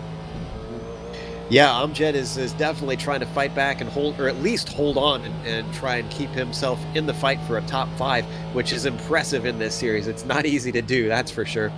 No, absolutely not. They're going through the snake at the moment, heading up towards South Bend. I'm starting to get the names of these down there. So many corners to remember, 29 of them. But certainly Amjad now putting on some pressure on Farouk Manzar through the Farouk, pretty good exit there, but this is a great battle, and I'm going to keep watching it. Yeah, Farouk made a big mistake in Oak Tree there. He completely botched the apex on the second portion of it, and that's allowed Amjad to hold right on the back of him. He's closing up under braking, but he's not close enough to make a pass. Just eases up onto the tail of that car and holds onto the back of him, which is really what he's got to do right now. I'm kind of tempted to stay with this, even though we've been on it for a while, because it's been a pretty exciting battle, but I feel like we've been ignoring other things. Hang on, just stay with it for a few seconds more. They've got, I believe that's Patrick Bieri, is it, in the Mustang ahead of them. This could change things up a little bit. Does it? No, it doesn't. But now, whoa, and they're right on the back as they go through that spiral section there. Let's see what happens. Just give it a few more minutes, guys. Farouk pretty good out of that spiral section, so he's pulled ahead a little bit. So maybe we'll look at something else for a moment. Yeah, I give credit to Amjad for being a little bit heads up there, because a more impatient driver probably would have tried to chuck it in there, since Farouk really got held up, but he decided it really wasn't the place to try and sneak something in, because that chicane is just so twisty, and there's a big crest there, so your car can be thrown off. Yes, he's starting to drop, so let's hop over to one of the other classes. Ayrton, what have you been watching in C3? Well, at the moment, Tim Clayson and Dan Rash have been getting very close together, as in fact, Dan Rash goes a little wide on the entry of the oak tree. Tim Clayson closes up, but they spread out a little bit more now. Looks like some of these guys have very different lines on a lot of these corners, but that's really the only battle in the C3 class at the moment. Kimo Swamanen and Roop Tequila still have a very large gap between them. Yes, so Roop seems to have it sewed up pretty well. All he has to do is keep out the mistakes and deal with traffic well, and he could run away with this thing. We're halfway through it, and he's doing pretty good for himself. Tim Clayson, I thought he would have dropped off with the way Dan Rash ran up on him, but he's impressed me because Dan Rash is a pretty fast character. Yeah, well, Tim Clayson did qualify ahead of Dan Rash, actually by 2 positions, and he's really pressuring right now. I think he has the confidence that he has the speed over Dan Rash, but both these guys are fast, and they don't really have anyone else to worry about. Antti Pilaja in 5th place is very far behind these guys, so if one of them makes a small mistake, they don't really have much to lose. Now, in trying to pressure someone ahead of you, or maybe even just run away from a guy behind you, what are the things you need to worry about? Because I understand the tires on these cars can't take too much abuse. Yeah, and I understand that this track is actually quite hard on the tires. There's a lot of fast, twisty sections that will really just burn the rubber off these tires, and that's what makes it difficult for these Mustang drivers. And they should be having pit stops coming soon. It'll be interesting to see who takes tires and if they're going to be taking 4 or 2. I would recommend 4, but just 2 or even none might increase their pit stop times and gain them a lot of position. So in this situation, Ayrton, which would you rather be? Would you rather be Dan Rash or Tim Clayson? I think I would rather be Tim Clayson, just for the lack of pressure. I always prefer being the person behind rather than the person in front because you don't really have as much pressure. You can really control things. And I'm seeing some word that Dan Rash actually has a bit of damage on the front of his car from what we're hearing. So not sure if he made some contact somewhere along the line, but that's a bit of a familiar sight to us, Ayrton. Yep, it is, and they do have some traffic, actually, some radical cars driving past them right now, which should spread them out a little bit. Yeah, in fact, that was, I believe, the lap car of Liam Williams who got caught up, so there was not much for him to lose behind Jesper Pedersen, who was a lap ahead of him. But that slowed Dan Rash up through the S's, and Tim Clayson is closing fast. Looks like he's actually going to make a move on the inside. This is a tough corner to pass on. He actually decides to go back in line and not make a pass. That's a good decision by him. Yeah, you really don't want to go side by side through these S's. They're so fast. It really is single file. They've got Dexter Castro coming up behind them at the moment around South Bend. Hopefully he can clear these guys before Oak Tree. Whoa! Dexter got very loose coming out of South Bend, but managed to hold on to it. Kudos to him for keeping that thing on the track. And Dan Rash also got super loose going into Oak Tree. He almost looped it. That was great car control. Well, now that he's cleared them, it's down back to 2 once again. Tim Clayson is not close enough to make anything happen at this point, so that battle has started to peter out. We'll keep an eye on it. Ayrton, jump in if you see them making a move. Let's hop up to C1. Kevin, what's going on up there? Well, not a whole lot, other than the fact that Jesper Pedersen has almost a 60-second lead over second place. Who is Nick Thiss, and Jan Lepervet was really struggling quite a bit, wound up having a self-spin by himself, and then eventually went and stopped in pit lane, which was a little surprising for me because it seems like it was kind of early, so I'm not sure if he had some damage that I never saw or what, but Jan Lepervet is currently in 3rd, Sasha Krager's in 4th, Daniel Benefield in 5th, and that's the closest battle between 4th and 5th, and that's about 3.5 seconds. So I think the Radicals have kind of weeded out most of the guys, and I think everybody's just found their pace and probably just going to try and make it go into the end now. And just a quick update, Billy Smith had an off track and lost a couple positions there, so his progress was interrupted. I'm also hearing word that Daniel Benefeld hit another Ford GT car. Yep, looks like he snuck in on the inside of, I'm not entirely sure who it was, Billy Smith snuck in on the inside of him at left hook and just kind of broadside him a little bit. Both cars lucky to get away with that. Wondering if he'll get a warning or if that's going to be a black flag for him. That would be unfortunate after him having such a fairly good race so far. Billy Smith continues on. Doesn't seem like he had that much damage, so he's doing okay. Although, let's see, where he is. It looks like he scored behind Amjad Yaman, but I believe he's farther down than that because of his mistake. So things are starting to space out with these guys. Why don't we take a short break and let things play themselves out between all these classes, since we're about an hour and 40 minutes into this race so far. We'll be back after the music.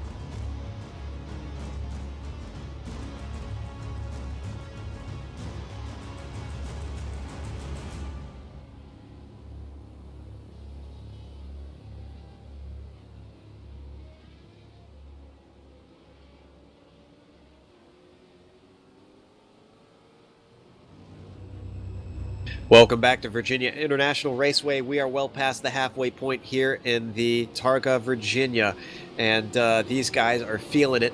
But let's go through the classes real quick. C1 in the Radicals, Jesper Pedersen is leading overall. Nick Thyssen is in second. Jan Laprevet is in third. Sasha Krager is in fourth, and then Daniel Benefield is down in fifth. What are the top five in the C2 class, Richard? We've got Anders Dahl leading this race by a very large margin over Jonathan Fuller in second place. Egil Sandfeld is in third. Sean Meyer in fourth place. Farouk Manzar is in fifth. And we should just mention that Amjad Yaman is battling for that fifth position with him. So that's your top six, Joe. Meanwhile, in C3 in the Mustangs, Roop Turkala leads by a country mile over Dan Rash in second. Tim Clayson is in third. Kimmo Suominen is holding down fourth, and Patrick Bieri is in fifth. So there's your top five in each class. As you were saying, we are watching a battle between Amjad Yaman and Farouk Manzar, and Farouk feels the need to go defensive into one. Interestingly, he seems to be feeling threatened there, Richard. And you know what? This has been going on for a while, folks. The thing is that he was the one not that long ago pressuring Amjad Yaman, and he pressured him to the extent that Amjad did make a mistake and he got the position. But now the shoe is completely on the other foot, Joe, and he's feeling a bit of the pressure as Amjad Yaman from time to time closes right up on the back of him. They go now through the snake, and he's... I must say Farouk is pretty good through some of these sections and manages to pull a break. But then there are other sections where Amjad Yaman, and particularly the section we're coming to now, as they go through South Bend, heading towards the Oak Tree, this is where you find that Amjad Yaman closes right up and starts to put pressure on Farouk again. So this battle has continued for a while. I must say that Farouk has withstood the pressure pretty well up to now, Joe. I was watching how he was driving. It seems like he's really taking the car to the limit. He gets right up to the dirt and just clips it, which can be dangerous in this car because it's so slippery around here, especially if you get too into the grass. The runoff just seems to go forever. But yeah, and you know, that's one thing that I did want to mention earlier that I forgot about. You often talk about the attitude of the car, Richard, and what are you seeing between these two guys and their different styles of driving? Well, what I'm seeing is that Farouk, he's handling that car pretty well. This car is not an easy car to handle, although it is easier than it looks. Amjad, if anything, by his car attitude is showing that he is pushing the car hard and actually struggling to keep up for Farouk. If he were to run the car to its optimum, he would be losing a lot of time to Farouk. So Farouk, to me, is handling his car slightly better than Amjad at this point in time, and I think it's starting to show because he's slowly pulling away. Amjad obviously having a few perhaps tire issues right here, but he's losing time to Farouk right now. Yeah, he's dropped back a significant gap. You can see on your cameras there that he's definitely lost touch. So let's hop over to another battle somewhere around the track. I believe, let's see, is there anything going on in C3 class, Ayrton? No, Tim Clayson and Dan Rash are still staying single file. Looks like Tim Clayson has kind of held off from being too aggressive recently. And I'm hearing there is actually one for Dexter Castro up in C1 class. Let's go to Kevin. Yeah, Castro and Sasha Krager are closed up on each other. So this is a position for last in C1, or last of the runners, I should say, for 7th and 8th. Sasha Krager holding that position down right now. But you can see also just a little bit in front of them is the battle for 5th. Nick Johnson and Liam Wilson in front of them. So this is actually quite a bit going on right here. There's a battle for basically half of the C1 field. As you can see, Dexter Castro decides to tuck in State. Nope, he's going to... He's not sure what he's going to do, it looks like, on that FGT into Bills. Yeah, and he's got maybe a few car lengths as now Sasha Krager gets held up behind Stefan Oergaard coming back on into the roller coaster, and that's going to allow Dexter to close up as well as he gets by just before that right-hander. So he's within a few car lengths, it seems. Yeah, you know, these two have just they've been settled and running pretty clean for a while, so they're doing a good job right now. And Dexter Castro seems to be, you know, you have to give him credit for holding on this long because it's tough when you're the last car on the track, but even though you're gaining positions, it can be a little bit disheartening, but he's still pushing. In fact, he's gaining some more time, it looks like, as they come up on lap traffic of Clayson. Clayson is going to let them by before NASCAR Bend, and nothing lost, nothing gained. Although, wow, look at how much better under braking Castro is. Yeah, you know, maybe Dexter's just been focusing a little bit more on keeping his tires underneath him Although actually right now Dexter is on older tires than Sasha is, so he definitely shouldn't be having any problems. As they kind of get checked up a little bit through Snake behind Dan Rash, they're going to single file and go through the climbing S's no problem. Although Dexter's got to worry a little bit about losing the draft, losing aero grip on the front. Yeah, he got fairly close through there, but now as they go through South Bend, he's definitely visibly dropping. Coming up to Oak Tree, let's see what he can do out of this corner. Like I said, he's really got to focus on the exit out of there, and maybe he can make some ground. Yeah, Sasha definitely responded, though, was fast through South Bend, fast through Oak Tree, so, Dexter's now got to work a little bit to catch up. I also understand that Kreger is definitely not one to just lay down to a challenge, because he won the 2012 Targa Series Championship. In fact, won a couple rounds of it. So as far back as he is right now, I don't think he's going to be a slouch when it comes to a battle with Dexter. You know, I've been watching the last couple laps, Dexter's run through pitch. He's got kind of an odd line. He's very wide through the entry before he kind of turns down, and he really seems to be struggling with that line. So I wonder if he's kind of aware of that, maybe needs to adjust a little bit, but that seems to definitely be a handicap for him right now. Yeah, he's lost touch coming through this little inner loop just once again. It's very much a yo-yo battle between these guys, give and take, gain a little, give a little. So Dexter's possibly just got to wait for an opportunity for a mistake to be made by Kreger, and then maybe he can pounce on it. But until then, he really just hasn't been able to make inroads. Let's hop up to that other battle that you were talking about before. What's going on between Nick Johnson and Liam Williams? Well, actually, what I got to say is the battle between Daniel Benefield and Nick Thiessen is back on once again as they keep kind of getting held up by traffic. So Nick Thiessen is trying to catch up to Daniel Benefield. This is for third overall. These guys kind of keep going at it because that battle between Nick Johnson and everybody else is kind of gone. Yeah, I saw that one of them had pitted, so second pit stop's definitely taking place. I believe these cars can make it about 50 minutes, so people should be making their second stop a little bit actually later than now, if that's correct. Or if I got things totally off. Am I having a Murray moment, Kevin? Yeah, but no more than I did earlier. So it looks like Liam Williams and Dexter Castro are serving the final second pit stops in the Radical class. And oh boy, it looks like Daniel Benefield got held up pretty badly there through Spiral, and Nick Thiessen's all over him as he bounces off the curbs through the intersection. So these guys are having yet another go at it. Yeah, very aggressive over those curves, and now they've got another Mustang who thankfully lets them by, so we won't have another moment like earlier where Daniel just made one hell of a move. And as they come towards Roller Coaster, wow, once again, under braking, Nick Thiessen just way better, and now he's really closed up. It's on, Kevin. Yeah, you know, the braking for Roller Coaster is just so tough because you're moving so quick in the Radical, and there's just no reference points whatsoever, and you just can't see through the corner, and it's really easy to miss your braking point. And I think, Daniel Benefield kind of missed a little bit there, but Daniel is definitely staying defensive through the first part of the pit straight. Yeah, he's going to stay defensive all the way. Nick Thiessen moves to the outside. Daniel's going to take the defensive inside, and they both kind of screw up the entry right there, but both kind of get through the corner, and they're back onto power as they're approaching NASCAR. And Nick Thiessen decides to back out of it into NASCAR. That's a very tricky one to try and sneak it in there. Is he going to try something in the left hook? If you're very sneaky, you can maybe make it happen, but he does not. He's focusing on the exit, still getting a lot of curb. He's really liking those curbs because I would think that it would mess him up a lot more. Staying close under the snake, but as they accelerate away, it looks like Daniel got a bit of a better exit. Yeah, well, and it's kind of tough to make any moves through there anyways on your same class cars right there. As you can see, Daniel's really nailing the S's. Nick probably struggling a little bit with aero grip right there. This will go through South Bend.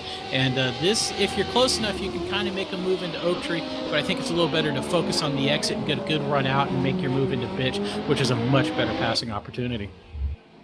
And Nick Thiessen was definitely squirrely coming out of Oak Tree. He just got a little bit unstable, but it was good enough to get the draft as he closes in. They've got Patrick Bieri on the outside. They're going to clear him just as they get to the braking zone and mess up both of their angles. So, but they're both doing a fairly good job there of keeping it together. Once again, Nick is he was sawing at the wheel on those exits.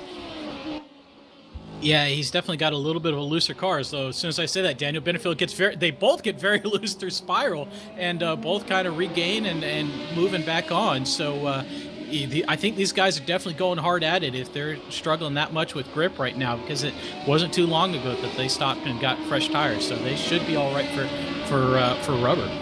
I thought for sure that Nick was going to loop it there the way that he overcorrected, and I mean he was turning towards the right on the left-hander, so I thought that it was curtains for him. But kudos to both of those guys for holding onto it. I'm once again, once these good like back and forth battles happens, I'm afraid to leave now, Kevin, because it seems like every time it starts to go away, it comes back. Well, yeah, but we've seen Nick Thiessen be very aggressive into turn one, although I think he may be a little too far behind on the pit straight this time to make a move. So I think, Nick, well, shoot, once again, he's super aggressive. Under braking, goes wide. Daniel Benefield goes defensive. And once again, they're kind of bumper to bumper, as there may almost have been contact right there on the exit of 1 and 2. Nothing but a paper's width between those two cars on the exit. Whoa! Nick going sideways on the entry in the NASCAR bend, and he still holds onto it, leaving 2 skid marks all the way through, Kevin. And then he gets super loose on the approach into left hook, so these guys are definitely letting the cars fly around right now. I was going to say, with how late he is able to take that car into turn 1, and with Daniel always taking that defensive line, I'm kind of wondering if his approach needs to be focused on the exit of that one and maybe try to get around the outside on the exit of that corner so he's inside on NASCAR bend and surprise him.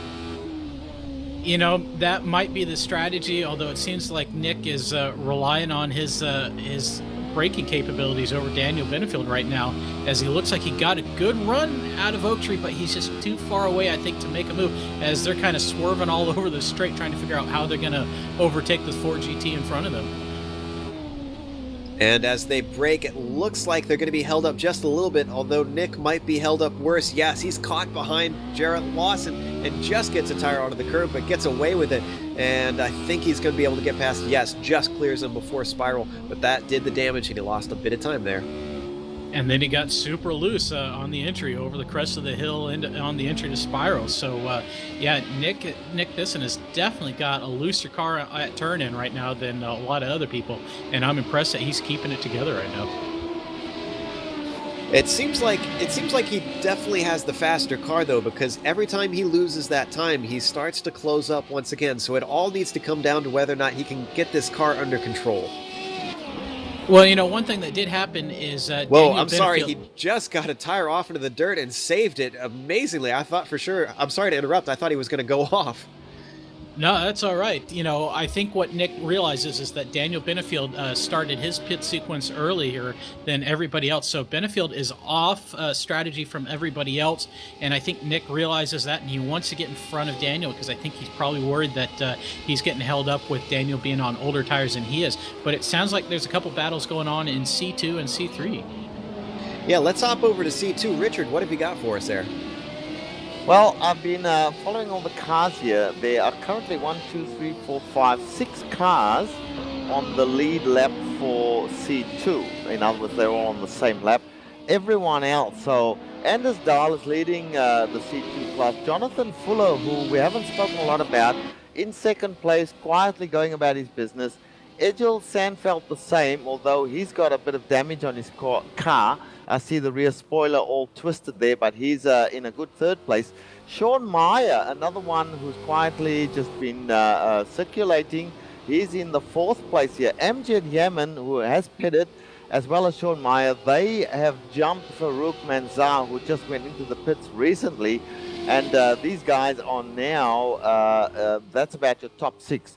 If there are any battles going on, it must be going on the guys who are all lapped. Well, how are you guys holding up here? Because we still got an hour of this thing left to go. All right, so Billy Smith and Jamie Wilson, they still at it as they come up to a slower car, which is a Mario Baudry in the Mustang.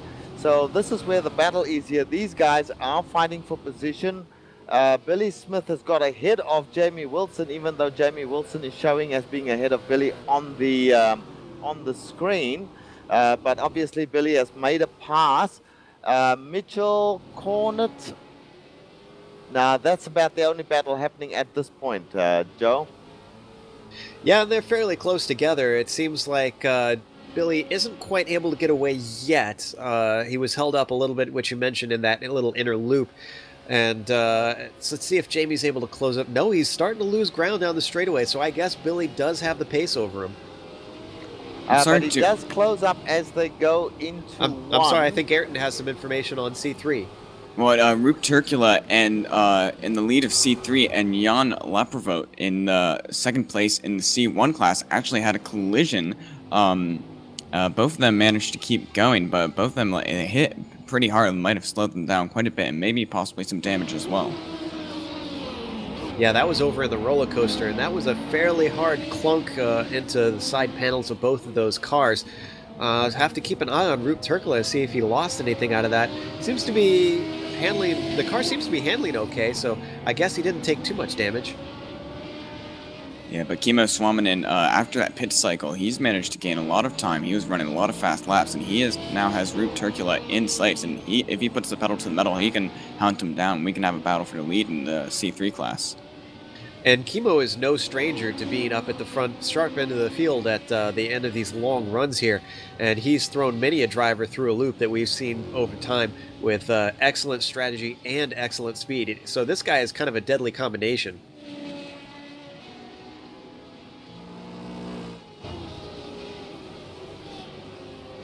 Yeah, I'm watching this battle. Roop Turkula is being held up a little bit because of a radical coming through, and then there's a slower Mustang of Mario Baudry in front of him. So Kimmo definitely catching up there, Ayrton. Yeah, he is. He's running a lot of fast laps, and Roop is actually getting a lot of bad luck with this traffic as he's passing Mario Baudry at this time. So this could really help Kimmo quite a lot, and if he can get in the draft, then he will be able to have a chance to make a move on Roop, and with less than an hour to go, that's going to be really critical for the end of this race. Well, the gap has closed visibly, as you said. Roop is having a bit of problem with traffic there. Let's see if you know, Kimmo is actually very good at passing lap cars, so I think we may well have a battle as time goes on. We've got a couple other little bits of information coming in as we stay on this battle. Jan was given a warning for hitting Roop, and then Thyssen, who the battle we were watching earlier in C1, he finally went off in NASCAR Bend, so that battle has finally died.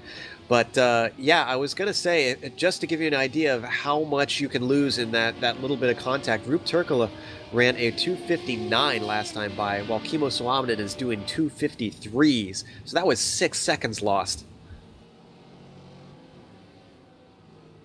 Yeah, guys, and you know, I'm going to focus a little bit on some of the cars that we haven't shown a lot.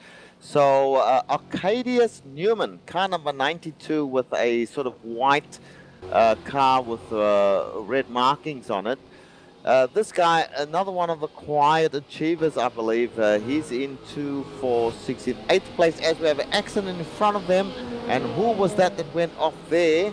It looks like it was Jan-Paul Niehaus. I was about to mention Jan-Paul Niehaus, put the commentator's curse on him.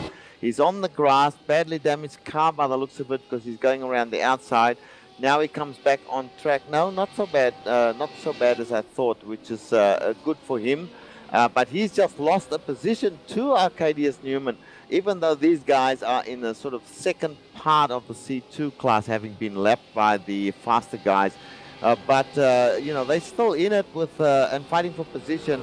Billy Smith is behind these two, so he'll be coming up if he can make up some time on these guys. He's lost a lot of time when he was up in the front, but he is catching them slowly but surely.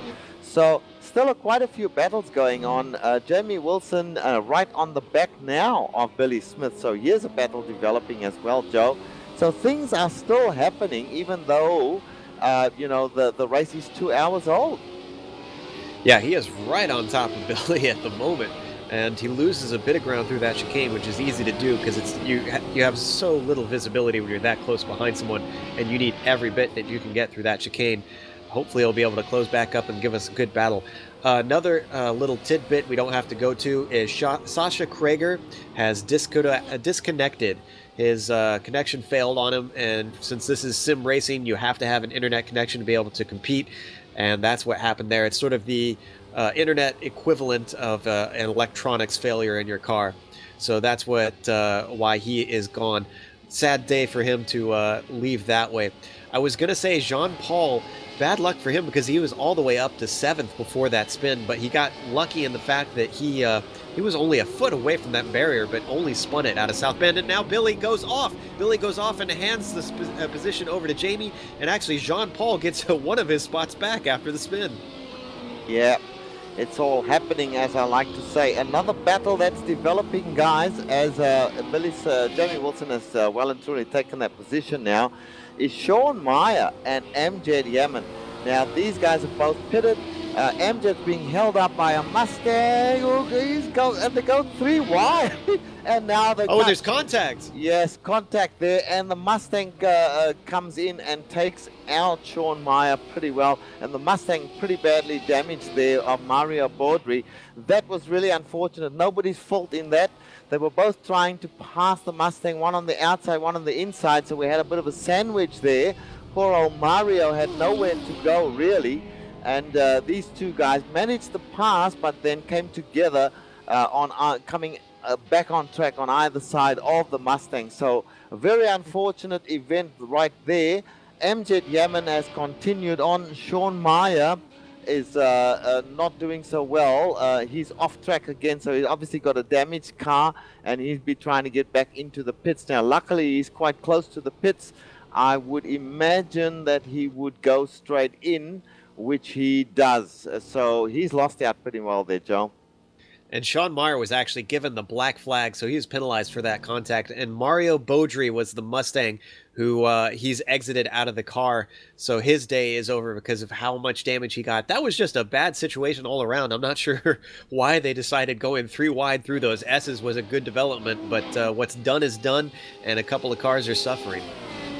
Yeah, you can't really blame the guys there. The speed differential between the C2 cars and the Mustangs is huge. So you're coming up on this Mustang. Mario Baudry has been slowing down and trying to do the right thing, allowing cars to pass. In that particular incident, he would have been better to have maintained his line and his pace and let these other guys find their way past him. But by slowing down, trying to get them both by, he actually did not do them any favors there, Joe. Well, Amjad Yaman definitely seems to have come out the better for it. He is all the way up into 4th now, which is an incredibly good position, especially considering he qualified well down the field from what I'm looking at, outside of the top 10. So he has made up a lot of positions. Yeah, he's done pretty well, and his car still looks reasonably intact. He did get a little thump on the left side there, but he's keeping on, and he's got the 4th position. Anders Dahl still, at this point in time, doing it really easily. Jonathan Fuller very quietly in 2nd place, and Edgel Sandfeld in 3rd place. So a really good drive there from Amjad to get up into that 4th position. They're very spaced out now, so I doubt whether we'll see any battles. Farouk Manzar, who was battling with Amjad Yaman, is not that far behind, so this is a battle that might well develop as we go forward into the race, Joe. Yeah, it's going to take a significant occurrence for Amjad to make any room forward, because Edgel Sandfield is almost like half a lap up from what I'm seeing. And as far as Farouk goes, yeah, all it's going to take is Amjad running into some traffic at some bad spots, and Farouk will be right up on the back of him. Yeah, as he visibly is catching him right as we speak. Amjad had to pass a Mustang there. This is the situation we had previously in the 2nd stint, where Farouk was chasing and Amjad made the mistake. Farouk got the position. So we're back into that again, and there's no doubt that Farouk is catching Amjad as we speak, John. Well, I was watching Jesper Pedersen for a moment, who was dealing with some lap traffic, and it was almost comical if it wasn't such a hurry for him, because he got caught up behind none other than Stefan Oergaard, and was actually once again braking on a straightaway, trying to figure out which way to go.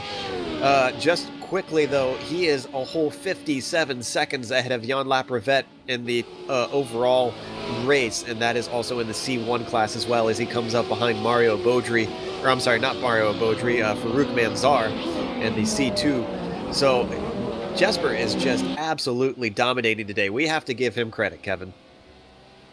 Yeah, he has had just an absolutely fantastic run. I've been watching him for the last several laps now, and he's just been hitting all his marks. The car looks super stable right now.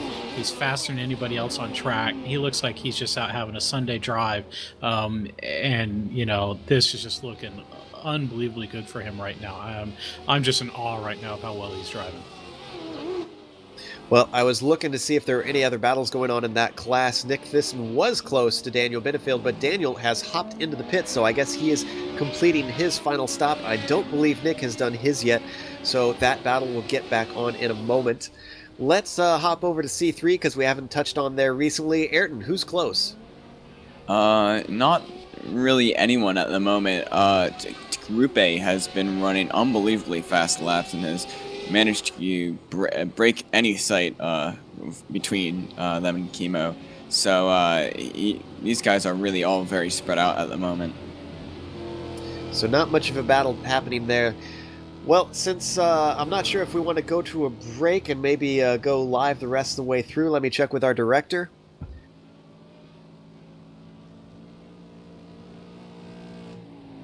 All right, we will see you on the other side.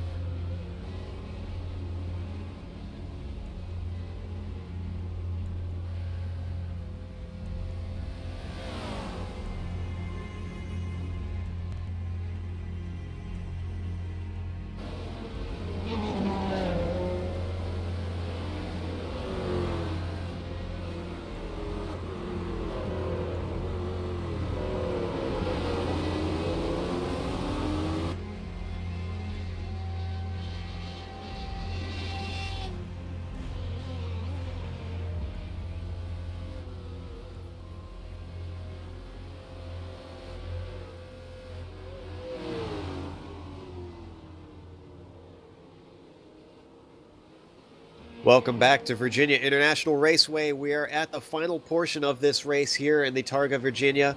And right now we're watching Farouk Manzar trying to hunt down Amjad Yaman. This is a battle in C2 that has been going on almost the entire race, and that is for 4th and 5th at the moment. It's getting down to the closing stages of this race, Richard, so I imagine these guys are starting to feel it. Yeah, when you say closing stages, we still got the best part of 40 minutes to go in this race. But the battle is certainly here between Amjad Yaman and Farouk Manzar. Now, these guys have swapped positions at least twice during the course of this race. And at the moment, Farouk is hunting him down. Amjad is entirely aware of the fact that Farouk is closing. And he has responded somewhat. But in responding, he's got his car loose a couple of times in the last lap or two. And that, in fact, has not helped him because Farouk has closed even more. So I suspect that within a lap or two at the most, they are going to be right up with each other and the battle will be on, Joe. Yeah, and while we watch this develop, I wanted to ask Richard, who are some of the guys that really surprised you so far in this race? Well, to be honest, I enjoyed watching Billy Smith. He didn't surprise me as such, but we knew that he had won previously in a race, and so he was one to watch. But in fact, he's gone the other way today, even though he's in a useful position in about 8th or 9th place.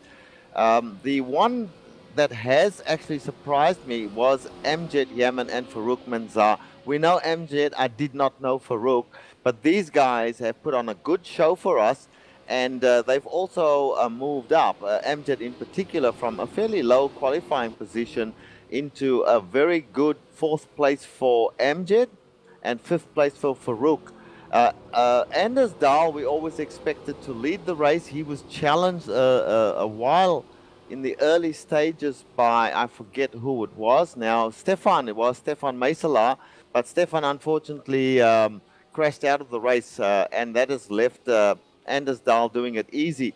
Jonathan Fuller and Egil Sandfeld, we know, as we see some problems developing, no, thankfully, that lap car just moved out of the way or was really spinning. But now we see this battle closing up now completely as Farouk Manzar kind of can see the whites of Amjad's eyes almost, so to speak. And he's going to be challenging very soon. Yeah, and just a side note, Jonathan Fuller had a spin at Bitch, so he is lost some time to Anders Dahl, who is very solidly leading this race still in the C2 class. Yeah, look at the distance now compared to what it was about a lap ago. Farouk is very much closing in at this point, so it's still that, like we've kept seeing this whole race, though one of them will pull a gap and then it starts to close in. Do you think that's something to do with the tires or wearing out the car, Richard? No, I just think it's driving. To be honest, Farouk, the attitude of his car is most definitely a lot cleaner, and you know, he's driving better than Amjad at the moment. There's no doubt about it. I don't think these guys pitted a little ways apart. So Amjad pitted before Farouk. Farouk definitely has younger tires on his car than Amjad does. And he's right on the back of him now. So the battle for this position, and bear in mind with 1, 2, 3, 4, Amjad is in 4th place and Farouk in 5th place. So Farouk is hunting down a 4th place. Not quite a podium position. That still belongs to Jonathan Fuller for the final podium position. But I expect that Farouk will overtake Amjad in the next few laps, Joe. Yeah, he closed up a whole lot coming through turn 1 there, and he is right on his back bumper now. Also worth noting, I think we mentioned this earlier, that Amjad did run one of the other endurance races today as wow. Farouk got very close through the S's, and I think he had to back off for a second, so he's lost just a bit of time. But yeah, this is essentially, we're into the 6th hour that Amjad has been racing, let alone practice. Yes, And exactly guys, right. I need to jump in. Daniel Benefield has been given a black flag for shoveling Stefan Overgaard out of the way through the climbing S's. Both of those cars have damage, or at least Daniel Benefield certainly has big damage on the front of his car. I'm going back and now, to check guys, that. sorry, go ahead. I was going back to check that out, and wow, that was a very hard hit, actually, looking at that replay. In fact, they both sailed off into nothingness, which happens often here with the huge runoff areas at this track. Yeah, I'm sorry. Go ahead, Richard. Well, Amjad, Yaman, and Farouk Manzar are at it. We just saw in front of them a car spin, one of the radical spin in front of them. This battle is very much on, but at the moment, Amjad still having a small lead over Farouk Manzar. But as I said, Farouk, Amjad's very good through there, and like coming up into this roller coaster section. And Amjad does seem to have an advantage going through this final section here. And then Farouk seems to close up as they go into the final turn and heading towards the start finish. So now it's flat out everything on the line for Farouk now as they come up to turn 2. Let's see what he's got for Amjad right now. All right, and it looks like it closes up a bit under braking into turn 1, but still has nothing for him. He gets a little squirrely coming out of there, but nothing too damaging. They're coming up on the lap traffic of Clayson, and it looks like he's not going to be able to... Oh, wow. Farouk really takes advantage of that with him being held up. So up into the left hook, and Farouk's got an opportunity if he can just get close by the time they get to Oak Tree. Yeah, they've just gone through the snake there. And Farouk right on the back of Amjad now. This is a great battle developing right here as they go through the climbing S's. He goes to the inside. He's going to try. Whoa, very risky, Joe, trying to overtake through that section. They go up to South Bend right now. He backs off just a little bit wisely, in my opinion. And Amjad pretty good through South Bend there as they go towards the Oak Tree. Another slower car in front of them. He closes back up again, and now they're on that straightaway heading towards Bitch. Let's see what happens. So far, Amjad responding pretty well to the challenge, Joe. Yeah, I've noticed the last couple laps, that's what's happened up through the climbing S's, that Farouk just gets very close, and I think because of the lack of visibility and lack of aero, he starts to lose them through there. It's such a scary thing to be right up behind someone, especially in South Bend, because it's so fast and there's really no brake markers. So there's very little reference to know if you're hitting your brake marker right, if you're right up behind someone. Heading through Spiral now, Farouk's just kind of holding position, not gaining at the moment. And maybe this is Amjad's chance to start to scamper away if he can get a gap. Well, I don't think so, because just bear in mind that Amjad is on older tires at the moment, but I must say he's driving brilliantly, holding Farouk at bay. Farouk should really have passed him by now, but it's a mark of the man's ability, Amjad I'm speaking about, that he's held Farouk off this long, but I still feel it's a matter of time before Farouk gets to Amjad. But then again, we shall see how it all shakes out. But this is a really, really good battle in the closing stages. We spoke about the length of time that Amjad has spent in this car over the last 24 hours, something like possibly 8 hours in the car with practice as well. So he's got a lot of laps under his belt. And Farouk, I don't know how much time Farouk has spent in the car, but certainly he is trying to take that fourth position from Amjad and not succeeding at this point in time, Joe. Also, a couple updates in the C1 class. Benefeld has retired after that damage. Castro is out. And I'm sorry, Castro is in the pit stops. That was some misinformation. We'll sack that person immediately. But we've just, since this is sort of died down just a little bit, we'll keep an eye on this battle between Amjad and Farouk. And let's go through the standings real quick. Overall, Jesper Pedersen is leading. Jan Lappervoet still holds on to second. Nick Thyssen is in third. Nick Johnson is in fourth. Liam Williams is in fifth. And then Daniel Benefeld, who just retired, is scored as sixth, but he should be dropping down the standings. Then the first of the C2 class is Anders Dahl in seventh right now. He should move up to sixth soon. Dexter Castro, another C1 car, is in eighth. Edgel Sandfield is in ninth.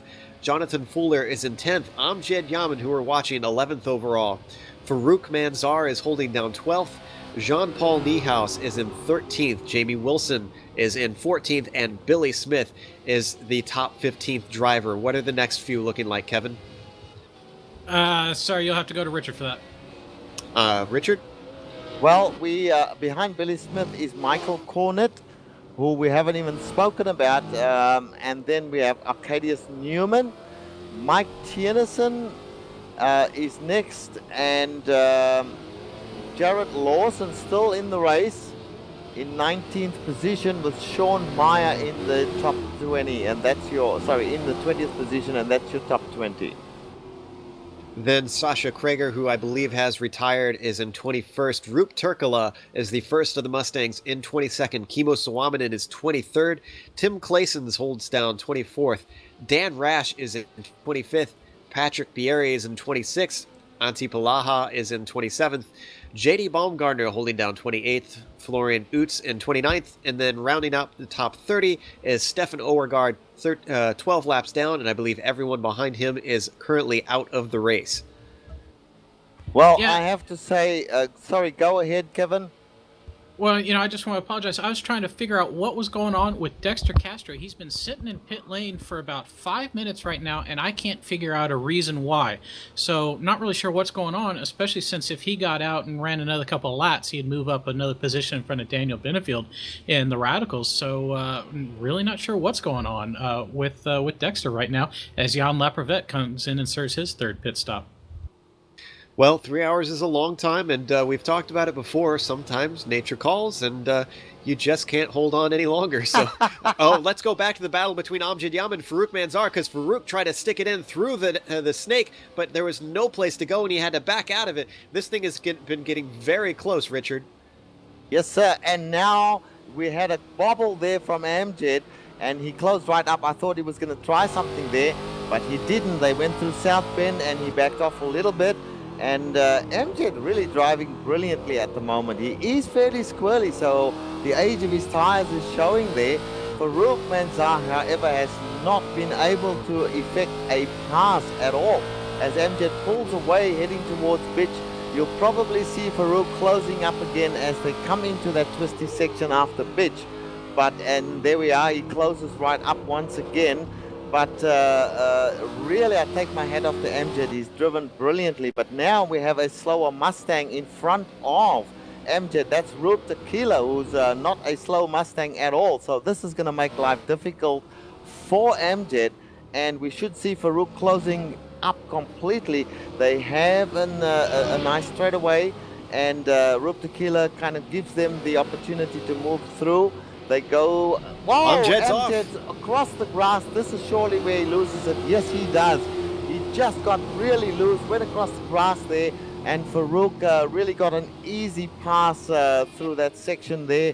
And Amjad must be kicking himself after driving so brilliantly for such a long time to lose the position in that way, Joe. Yeah, with only 30 minutes to go, that's quite a mistake to make at the end, but at least he didn't put it in the walls knocking on that wood. But that definitely gave him a slowdown, so he's lost out to Farouk, who has moved himself up into fourth. Unless Amjad can really put the gas down at this point. And he's actually heading into the pits. Yes, I think that was tires, and I think it showed. We did say that he was on very old tires. I'm pretty sure that he'll take some, I don't know, he'll certainly take some tires, I would imagine. But I'll keep watching while we carry on and look at other stuff. Yes, let's find ourselves another battle elsewhere on the course and see if there's anybody close right at the moment. Shout out to me if you guys see anything, because, and actually I'm looking at Mike Thiessen, who goes off at South Bend and just avoids the tires. Mike Tennyson, rather, and just gets it back on Otri. That had to have been a scary moment for that C2 driver. Yeah, his car is pretty well damaged. The rear spoiler is pointing everywhere but in the direction that it should. So he's been in the wars quite a bit, Mike Tennyson. A lot of it due to lap traffic and slower cars. But to his credit, he has kept going. He's still in it. And even though he's well down in the C2 class, he's going to be able to say, I finished this race. But his car looks pretty second-hand at the moment, Joe. Speaking of second hand, I'm trying to find ourselves a more exciting battle than just kind of filling air here, and I'm seeing that everybody's pretty spread out, and I'm not seeing anything at the moment. So let's see if we can find ourselves someone to talk about now that that one battle that we were watching between Amjad and Farouk has petered out. Hopefully Farouk will maybe stop in soon and give us something. I did notice that Anders Dahl has got a pretty significant gap over Egil Sandfeld, who we know from Bathurst is no slouch. Egil is a pretty fast driver. Yeah, Egil Sandfeld, he's got a little bit of damage on his car. Rear spoiler is bent a little upwards there, so his car is not in a perfect condition, but he's holding down a very, very good second place to Anders Dahl. And Anders, his car looks perfectly good still, and he's in the first position. He is just doing it really easy at the moment. But kudos to Egil. He's run a very, very good race. He actually took over the position after Jonathan Fuller, who was in second place for more than 2 hours, made a mistake and lost the position. But Egil now in second place, and Jonathan Fuller in third place, so they've swapped positions. A very good drive from Egil Sandfeld. Jonathan Fuller as well, a very good drive. Farouk Manzar now in fourth place, and Amjad in fifth. So Amjad's dropped off completely. His fifth place is quite far back. But these guys, 2.5 hours, pretty much more than 2.5 hours. These guys have done a brilliant job. I take my hats off to all of them. And me as well. Now, Kevin, I asked Richard this question a little bit earlier, and I want to ask you as well. Who has surprised you so far? I know it's a bit of a thinned out field at the moment, but what drivers are you impressed with today in the C1 class? Well, I'm most impressed by Jesper Peterson. I kind of mentioned it a little bit earlier. Out of 61 laps so far, he's led 60 of them, and most of them have not been in contention in any way, shape, or form. He currently has a 108-second lead over second place. He's just been clicking off quick laps consistently. He's been dealing with traffic just beautifully. His car looks composed. I've got a break in here. Sorry, guys. Amjad Yaman made a big mistake coming through the snake area there. Hit the wall, managed to keep going. Big mistake from Amjad there. It's not going to lose him any position because people are too far behind him, but he will have some damage on that car. Boy, he was riding the wall for a long time, though, so he scraped a lot of paint off, and I'd be shocked if he did not hurt the handling of that car. Right off track at the moment. He's just exited the car going into the pits, so his race is possibly done. Very, very bad mistake there. That just goes to show that it just is not over, and you cannot lose your focus until the checkered flag falls. I mean, even on the last lap, that can be just such a race killer. And Amjad Yaman, another one who we praise a lot for his endurance racing skills, has bit the dust. So nobody is immune to the difficulty of this course, guys. Yes, indeed. And we apologize to you, Kevin, and we'll go back to you right now. Oh, it's quite all right. I don't think we can fault Amjad too much. 5.5 hours so far. That's a heck of a lot of racing in one day. Think about the 24-hour Le Mans. Drivers aren't allowed to go much more than 6 or 8 hours themselves. So, and that's in a professional environment. So that's a pretty good run so far from Amjad. I think we can probably excuse him a little bit. Yeah, absolutely. He's done a brilliant job up to that point in time. And he just lost it. He touched the dirt in the snake there and couldn't hold the car together and hit the barrier, the tire barrier on the right-hand side coming out of the snake. So his race, we're not sure whether he'll rejoin, but I suspect his race is done.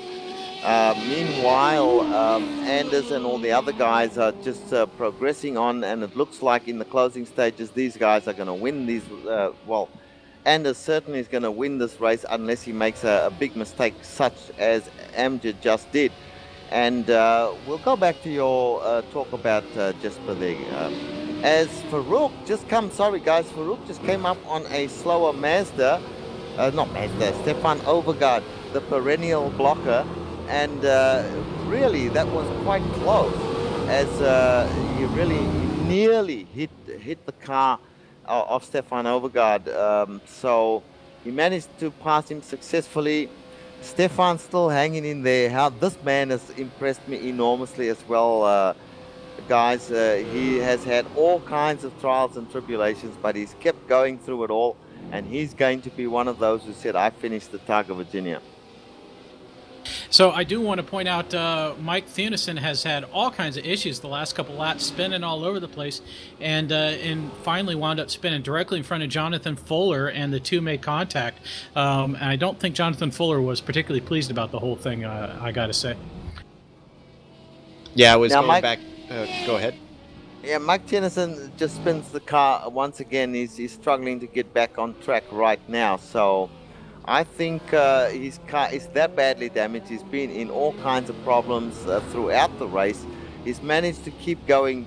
Can he finish this race? I hope he does, because even though his car is badly damaged, he's probably going to be a menace to other cars in the race if they catch up to him.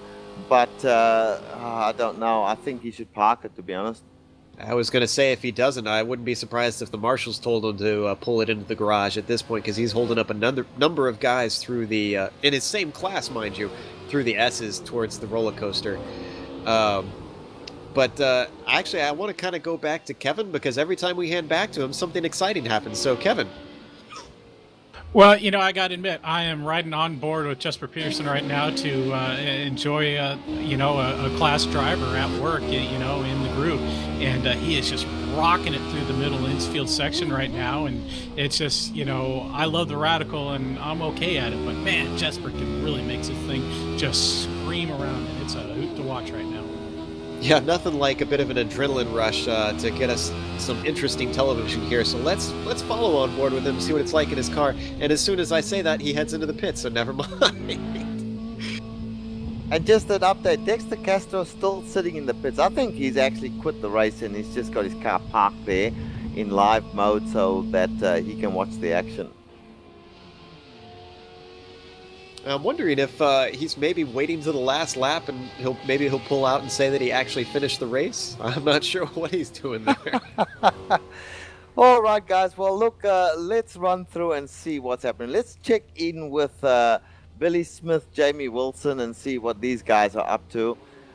So we've got Jamie Wilson coming through the roller coaster. Where's Billy Smith? Billy Smith way far behind, so no action there. Amjad Yaman out of the race by this stage. Arcadius Newman, that's a lovely looking car. He's got a good paint job on that car. Still running around. No action at the moment unless somebody else has got something. Well, it looks like actually Arcadius is pretty close to Mitchell Cornett, and that is for position between 8th and 9th. So these guys are definitely racing close enough. I think we should hold on to this for a moment. Oh, yeah, I actually missed that. In fact, you're absolutely correct. Mitchell Cornett is in 9th place and just ahead of Arcadius. Arcadius seems to be fairly sedate, though. He doesn't look like he plans to challenge at all. Maybe, some guys are just happy to ride around and say that they completed the 3-hour race at a great track like Virginia. So I don't think he's actually challenging at the moment, Joe. Yeah, so it looks like there's not much going on, like you said there, but I still feel like this is the closest battle that we've got, so let's hold on this for a moment. But I did want to ask Ayrton, since we haven't talked to him in a while, and he's getting off easy while our voices are dying. Ayrton, who surprises you? I mean, what drivers have impressed you today? Well, I've definitely been impressed with the C3 leader, Rupe Tequila. He's really just... His consistency and speed has really just amazed me. Even the race that he did earlier today, he won that too, and I haven't seen a single mistake from him. So he's doing phenomenally, and Chemo is doing Chemo, Dan. Those guys are all doing really well as well as Tim Clayson. But they've made some mistakes, while Rupe, he just hasn't made a single mistake for the majority of this race. Which is really what you got to do over these 3 hours. It's those guys that minimize those mistakes that you see come out to the front. I mean, yes, they're very fast guys. Anders Dahl, Rupe Tequila, and Jesper Pedersen, but they're guys that keep the car pointed the right way the whole time. Yeah, and that's definitely the most important thing. There's been some other drivers that they've been able to drive perfectly fine all race, but then they've had problems with traffic, such as Patrick Bieri, Oscar Salin, and they've just had a lot of struggles with other forces that aren't always in their power. Well, just to tell you how hard it is around this track, with 12 cars, possibly 11 cars starting from the C1 class, 5 of them are in this race now. We've got 22 minutes to go, and only 5 of 12 cars, that's more than half the field in that class alone, have been taken out, guys. So this, we always talk about how tough this track is, but I think this is like an illustrated example times a million. Yeah, well, I'll jump in here and tell you that if you compare this race to the longest race that we have here in Australia, which is the Bathurst 1000. So that's about a 6-hour race, and they cover 1,000 kilometers in that period. This is a 3-hour race, so they are going to be covering something like 400 to 500 kilometers over the course of this race, certainly the faster cars. That is a long race. And, we had Ayrton mentioning Rube Tequila. Now, I'm not sure that Rube Tequila races this car on a regular basis, but he is that classy a driver that he can keep this car out of trouble, being the slowest of the 3 cars as well, with lots of the faster cars coming at you all the time. That is a great drive, and it is no surprise to see that he is leading this race. Jesper Pedersen, just pure class, just blitzing the field with his absolute speed, as Kevin has said. And Anders I'm sorry, Dahl, we're going to break in. another one. Go ahead. Arcadius is starting to make a move on Mitchell as they're coming towards turn 1. He finally caught him. He's on the outside trying to outbrake him. He's got track position, but is he going too far? It looks like he's going to lose out coming around the outside. If he can hold on to it, he'll be the inside for NASCAR, and it looks like Mitchell just gave up the ghost there as he lost traction on the inside. Yeah, while I was giving that long dissertation, there was some action happening. I apologize for that. Mitchell Cornett has decided that he'll give up that position temporarily. Let's see if he comes back at him as they're coming up on, I believe that's Dan Rash. Through Snake and up into the climbing S's. Dan Rash moves to the extreme right-hand side to let these 2 cars by. Now Mitchell has a go to see if he can get onto the back of Arcadia. So Arcadia suddenly has woken up and said, hey, I can take this position and I can improve my situation a little bit. And he's got the bit between the teeth going nicely into the oak tree. He gets through it pretty well, so that's a great drive from him there. Mitchell Cornett has it all to do now to reclaim that position. And that was for 8th and 9th position. I'm sorry, go ahead, Kevin. Well, I just kind of wanted to talk about Mitchell a little bit. I've raced with him a lot in the Northwest Club, and, he's a very fast driver. He had a pro license last year before giving it up this year, and he's very quick, very consistent, and I'd be willing to bet that when we look at the race results after the race, he'll have one of the fewest incidents counts throughout the day. But I got to admit, his pace has really confused me a little bit. I expected him to be a lot further, closer to the front of the field, and instead he's further to the back, just not making a lot of mistakes, but not really wowing me with his speed yet. So I'm very curious to know what's going on with Mitchell today. And I'd be curious to know if this is his first Targa Virginia. One of the things that's talked about a lot with this event is that it's not just about winning it. Drivers aren't just looking towards that. Drivers brag about finishing this thing. That's how difficult it is. Yeah, this absolutely is Mitchell's first Targa Virginia, and to be honest, I haven't seen him in a whole lot of endurance racing before, so that may be that he's still kind of new to the format and not really sure how it goes. And it may be, being a left coastie like me, he may have been this may have been a little bit of an early start for him, and he just never got into the rhythm of the thing. But either way, he's definitely been clean and consistent today, and that's something that you can always expect out of Mitchell.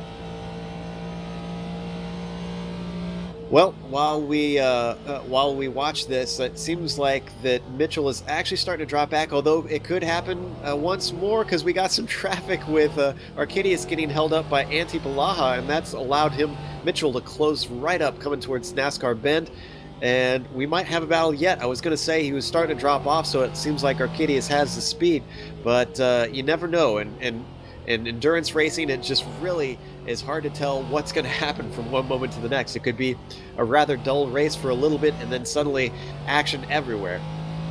Yep, certainly. Mind you, looking at him, he's not trying to challenge at all. Certainly looking at his car, the car is completely whole. He hasn't been involved in an incident at all by the looks of it. Whereas Arcadius Newman in the same position, these two guys have been super cautious through the whole race. So it does not surprise me that they are racing now at the moment. I don't know these two guys, so I'm not sure of their credentials, but certainly from what Kevin has said, this is an ex-pro driver, so we should have seen some speed from him. But this track and this event, as you said, Joe, quite obviously these guys are interested in making sure that they finish the race at all costs and finish it well with a car that's not limping as well. So hats off to them. They're doing a great job at the moment. And it looks like Jan Paul Niehaus has been discoed, and he's out of the race. Ah. Wow, with only 16 minutes left to go, that has got to be crushing to know you made it that far. And he was in sixth, I'm seeing. I'm not sure if that's changed recently or if he was higher up than that, but even still, to be that far up the standings out of 19 starters in this class is, you got to feel for the guy just a little bit. I had a thought, now I lost it, Kevin. I'm sorry, you threw me off. Well, excuse me. But right now, just kind of paying attention to some of the cars out on track right now. The Mustangs are looking pretty good, especially the lead cars of Rup Tequila and Kimo Swamin. And these guys are just, hitting their marks. These two drivers are just absolute machines, especially when you put them out in long races. And it kind of infuriates me a little bit to watch them run because they're just so consistently clean and fast. And you just reminded me, actually, it was Rup that I wanted to mention. I've raced with him in the SRF some years ago, and Rup is a very good driver, and just about any car that you stick him in. So we've seen him race in the, I believe it was the Corvette in one of the other Targa races. So this guy, it's like one of you mentioned, he can hop in just about any car, and he seems to just have some innate knowledge of how these things drive. Well, that's absolutely correct. I actually was watching him in a race in an MX-5. He came out in an it was the Solstice, and this was about a season or so ago, and he was having some great battles with Joni Beckman and Joni Hagner and those sorts of guys. They all from the same Finland, I believe it is, where they're all from. And they just all jump in these various cars when they feel like it. They don't race that often in official races, but you'll invariably find them at the front of the field. These guys are really, really competent drivers. And you have to be able to work your way up to the front of this sort of event. So it almost goes without saying. Well, let's talk a little bit about the track, because we haven't mentioned too much about some of the specifics of this place, even though we've been sitting looking at it for over 2 hours now. Some of these corners, just let's talk about some of the details in some of them, such as Horseshoe, the first one. That's a good place to start. Kevin, that one always seems to catch me out, and how long it is and how patient you have to be to get on the gas around there. Yeah, you said it's long, and you have to be patient. Decreasing radius, in the radical, you come in and you're braking really heavy in a straight line for the approach into the Horseshoe, and then you kind of have to turn in and keep braking for a long time, and then you come off the brakes and the car just seems like it wants a snap spin, and you're trying to get back on the power, and it's very much struggling. It sounds like somebody has had a big crash. Do we know who that is? I'm checking right now to see who exactly it was that crashed out. We're hearing that it is Michael, but I'm trying to figure out which Michael. Michael Tennyson. So let's see if we can figure out what happened to him. Oh, Mick Tennyson. Now Mick Tennyson is the guy that spun out just recently. He kept going. This was the guy that we said should really park the car. He's back out there, absolutely determined to finish this thing, and good on him. There's only about 6 or maybe even less than 6 minutes to go. He's off on the grass once again. Car spins out. park with him, mate. I think that's what he's doing right now. He's pulling it out of sight, and yep, there he goes. So Mike has decided he's had enough. He actually ran it into Oak Tree and very hard. So he's called it a day after having quite a run. But back to what Kevin was talking about in that first corner. Go ahead, Go ahead. Kevin, sorry. Well, Okay. I think I just kind of summed it up. Yeah, go for it, Richard. Yeah, okay, so we're talking about the horseshoe. Kevin said it beautifully. I mean, the corner just goes on and on. Your approach to the corner is very critical. If you come in too hot, you're just going to be very slow out of that corner because you're going to have to keep hitting on the brakes. So the horseshoe is a tough corner, and that's just the first corner, Joe. Yeah, and I'm hearing that actually Fuller had a moment on Sandfeld, and that was hitting into Bitch. Let's see if we can hop over to that. Yep, I'm on it right now. Jonathan Fuller in front of him. We've got Egil Sandfeld. So these guys are fighting for position. They are in second and third place respectively. 6 minutes, 5 minutes to go, and we're fighting for second and third. So this is good to see. Yeah, we've got about 11 minutes left on the clock, and for second position, that's a significant spot on the podium there. And these two this close after almost 3 hours. It looks like that was Jonathan who was closing up under braking in the car behind there, that white and blue car, with Egil in the black and green ahead of him. And wow, these I have to imagine that Egil made some sort of mistake or something happened along the line, because these two weren't very close last I looked. Yeah, well, going back a little way, Jonathan Fuller, over 2 hours, he was in second place. Then he made a big mistake, and he lost the position to Egil. So it looks like he's worked his way back after maybe a mistake from Egil Sandfeld, and now he's trying to get that second position back. He's been there before, Joe, and he's fighting hard to get it as they go now through South Bend. He's a little loose going through there. They've got a slower car in front of them as well to complicate matters. The slower car moves to the outside. They both get through cleanly, thankfully, and the battle is on for this second place. So we'll keep watching this, because this could turn into something exciting in the closing minutes of this race.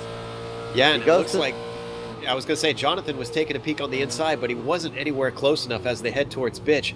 Although, whoa, big bobble from Egil Sandfeld, and he gives the spot up as Jonathan just sneaks through on the inside, Richard. He just sneaked through there. It looked for a second as if Sandfeld was going to spin the car and possibly hit Fuller, but he managed to pull it in just in time for Egil Sandfeld to get by. And now the position has been reversed. It is returned to what it was earlier on in the race, with Egil Sandfeld now, of course, fighting hard to get that position back from him. But Egil Sandfeld's car looks a bit more twitchy, Joe, than does... Fuller's car looks a lot better than Sandfeld's car, so I'm thinking that he will slowly lose time, and the position will be Sandfeld's.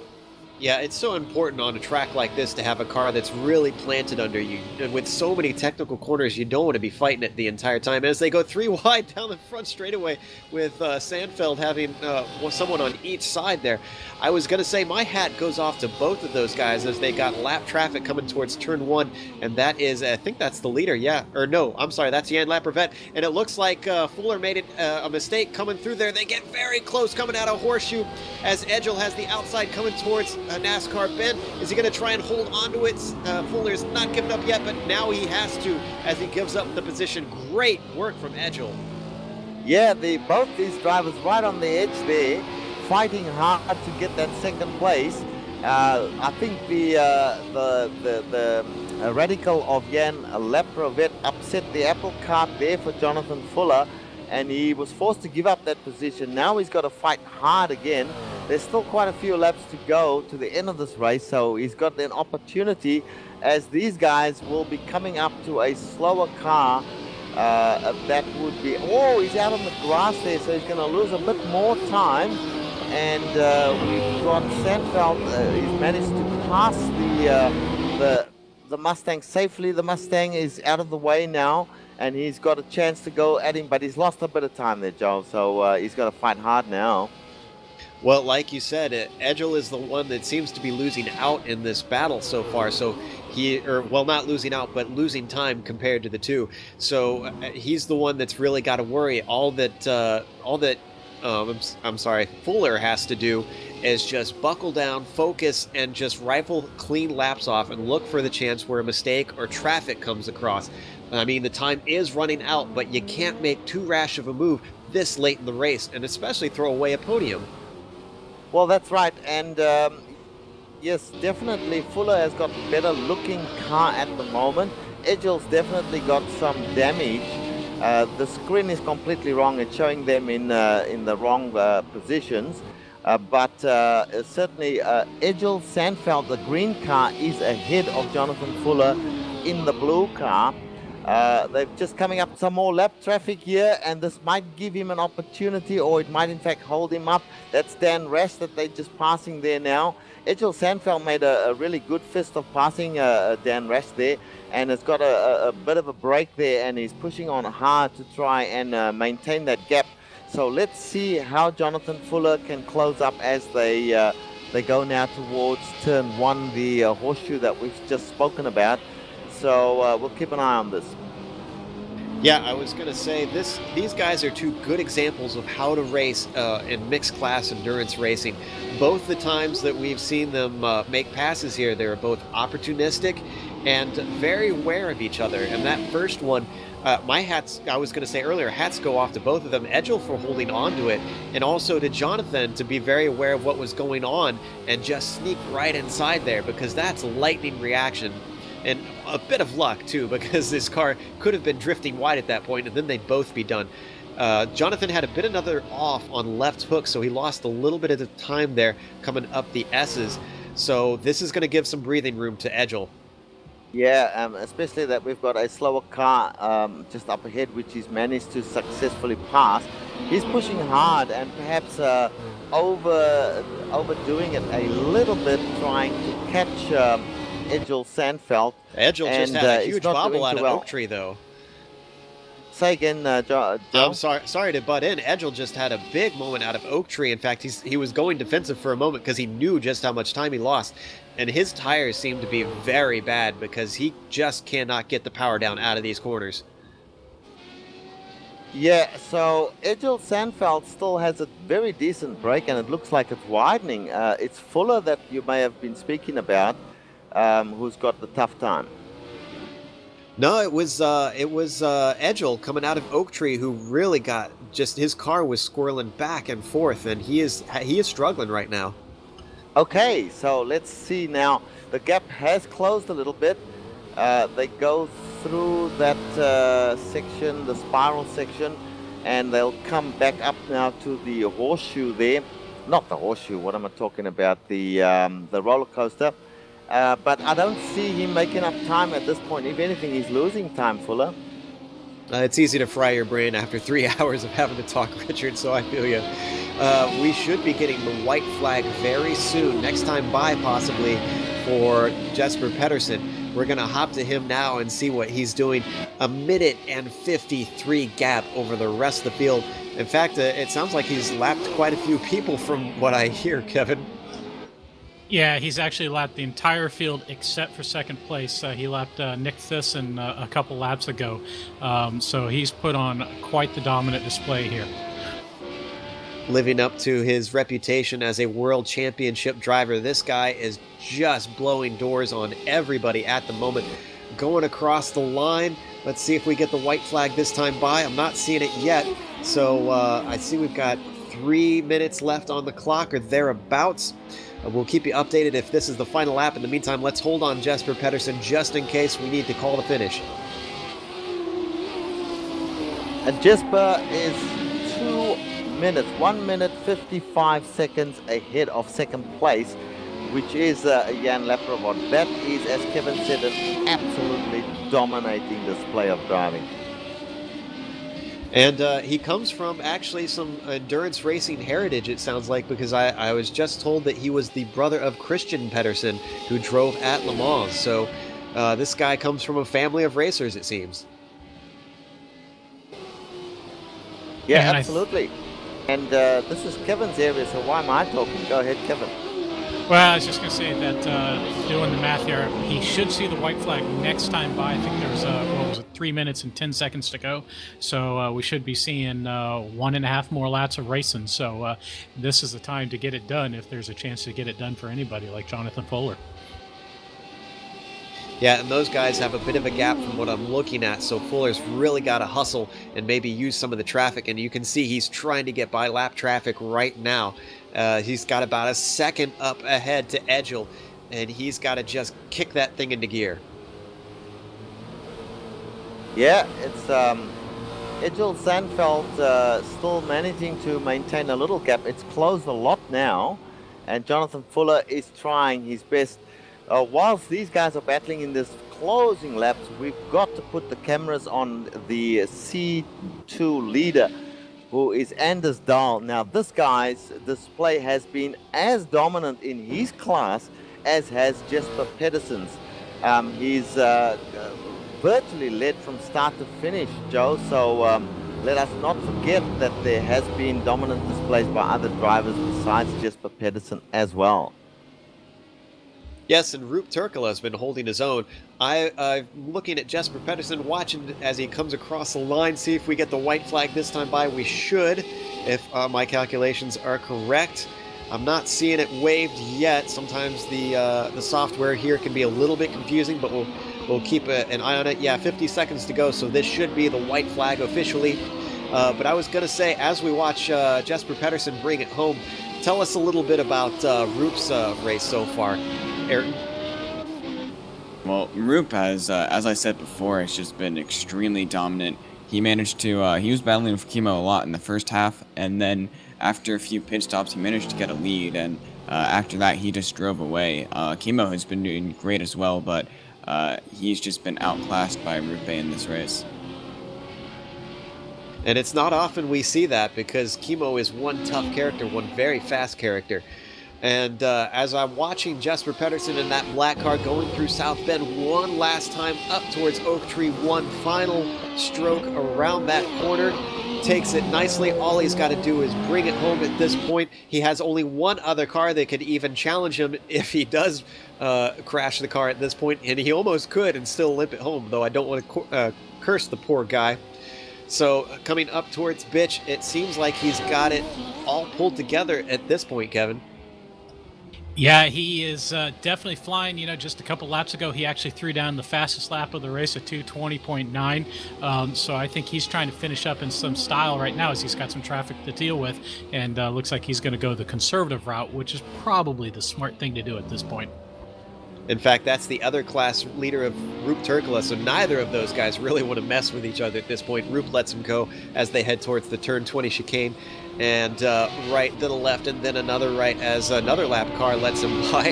Bit of a scary moment if you see someone go through the grass like that. Up through the S's, completing his final few corners up towards the roller coaster. Jesper Pedersen with the race of the day. I have to say, absolutely flawless throughout. We really, if he has had any mistakes, the cameras certainly haven't shown them. We haven't caught them. He comes to Hogpen, gets ready to come around his final corner, just got to glance off those curves up onto the front straightaway.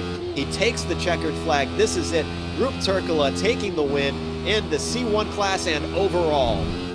Actually, that would be Jesper Pedersen that took the overall win, but Roop Turkala is definitely going to take the C3 win. Yes, I that's correct. apologize. And we have the second place here in Laprovot, the only other person on the same lap as he, just going through the climbing S's now, so he's got most of the lap to go. And looky here, guys, we've got our friend Dexter Castro back on track, actually behind Jan Laprovot. So he's come out, he's had a bit of a snooze, come out, and he's going to finish the race and say, I finished. So that apparently is what was going on there. I guess I called it earlier on. Anders Dahl is continuing on through the infield portion. He's just getting ready to finish his up. I believe Roop Turkala has completed his race, as we mentioned before, and taken the win in C3. Anders Dahl is coming through up towards the roller coaster. Just got about 3 or 4 more corners to go, and he's done here, Richard. Yes, and a great race from Anders Dahl.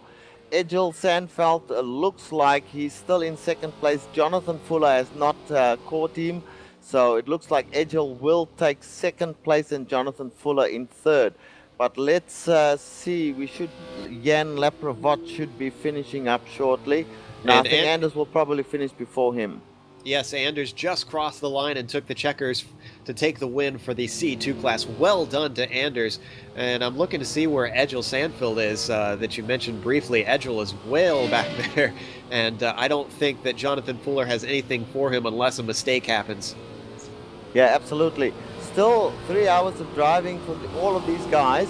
I'm saying that every one of them deserves some kudos for entering a race of this stature and of this, this toughness on this particular track. Yeah, to continue to be out on the track and have a whole car by the end of the race is an accomplishment in and of itself. Jan Laprevot does finish in second, which means third, fourth, and fifth are settled as Nick Thyssen, Nick Johnson, and Liam Williams complete those in that order.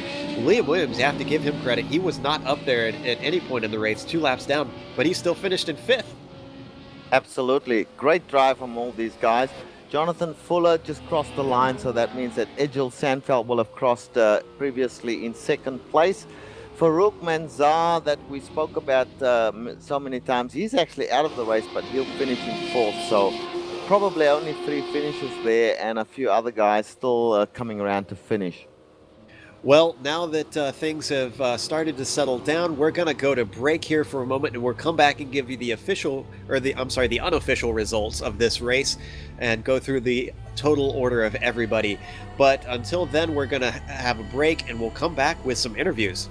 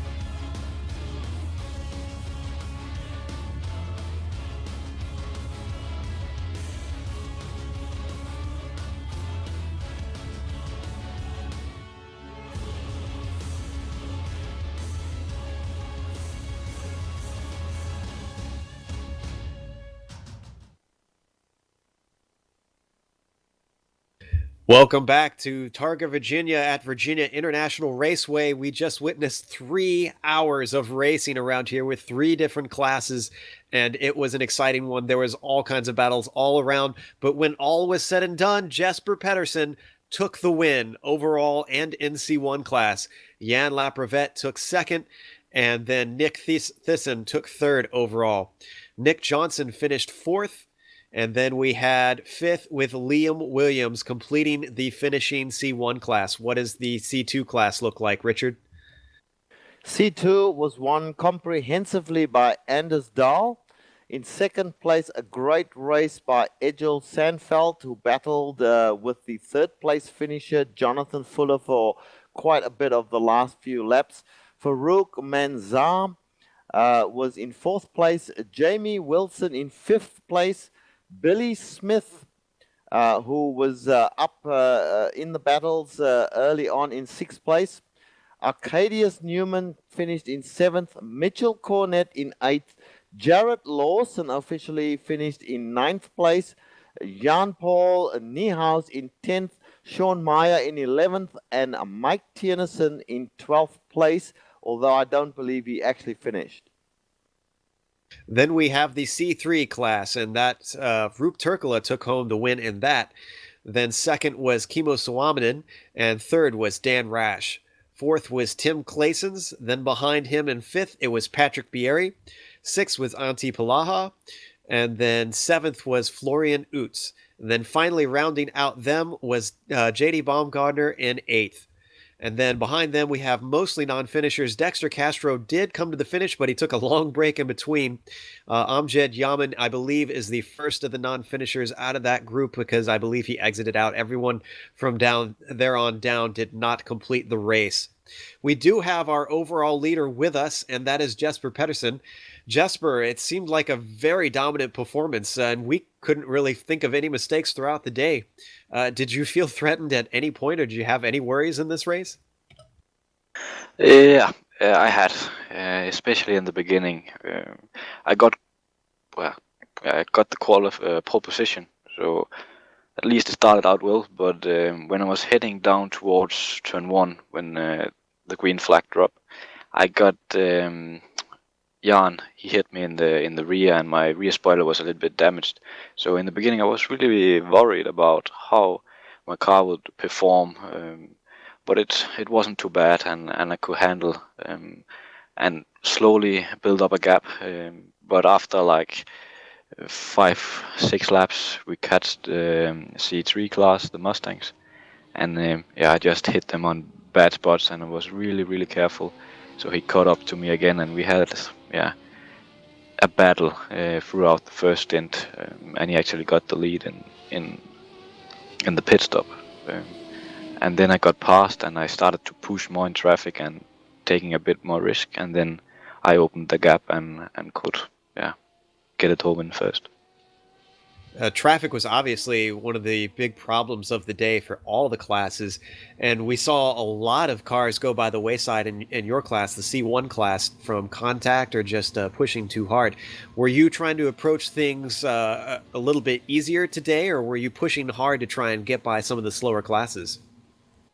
I decided before the race that the first stint, if I got the pole, I would just really relax because I knew I had a really great pace. So hopefully, if I could be slow in traffic, I could use my speed to open the gap anyway, and that worked out pretty well. I was really safe in the beginning, and when I started to learn where the braking spots for the different classes were, I could start pushing a little bit and take more risk in the traffic, kind of safely.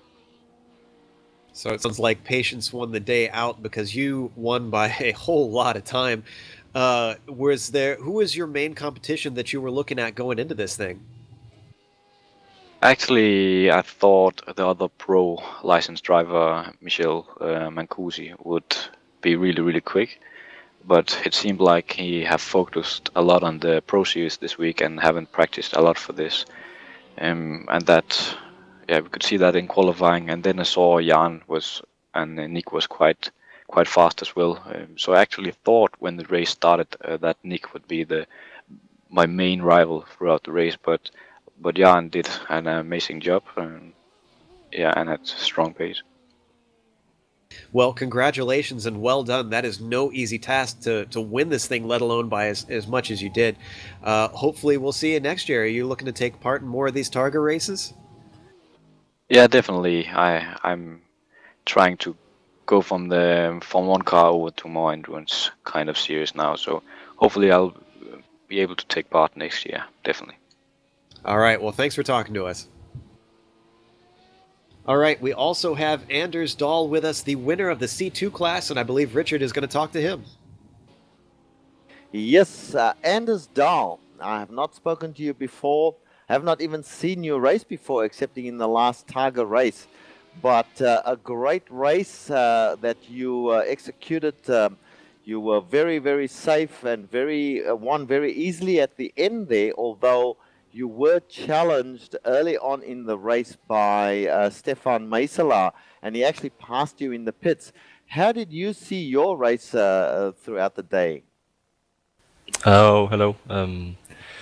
I was quite stunned that I got the pole position because in all the practice session I was a bit slower than everyone, so that was good. And then when Musala, when I could not shake him, I got kind of nervous and I somehow managed to miss my pit stall, so he overtook me. I don't know what happened when he crashed or had a contact with someone, but that was kind of sad, but also a big relief.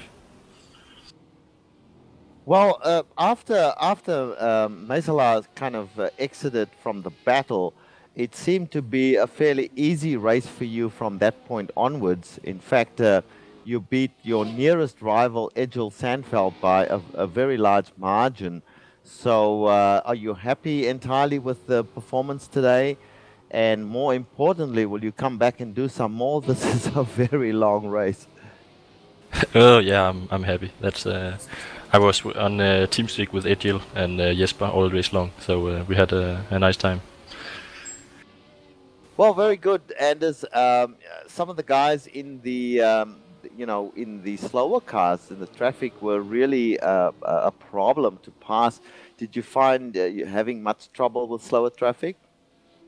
I think some for GTs I had some problem with, but those were not. It was not that major of a problem, and I accidentally caused a spin to another back marker. I don't know. I don't remember who it was, but sorry to him if you're listening.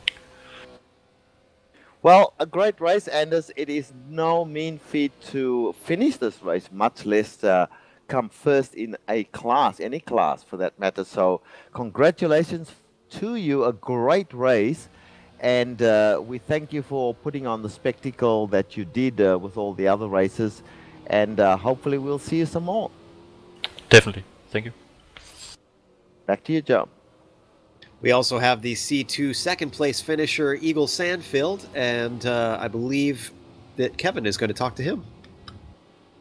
Egil, you got a lot of camera time today, including a fantastic finish between yourself and Jonathan Fuller. Tell us a little bit about your race. To sum it up, first stint, horrible. Second stint, kind of okay. And in the end, it was a fantastic race. Yeah. Well, that's short and sweet. Yeah, it definitely looked like you were going pretty well. Did you think you had a chance at getting Anders for the lead? Well, if he made a mistake, I would prepare myself to be there and grab his spot.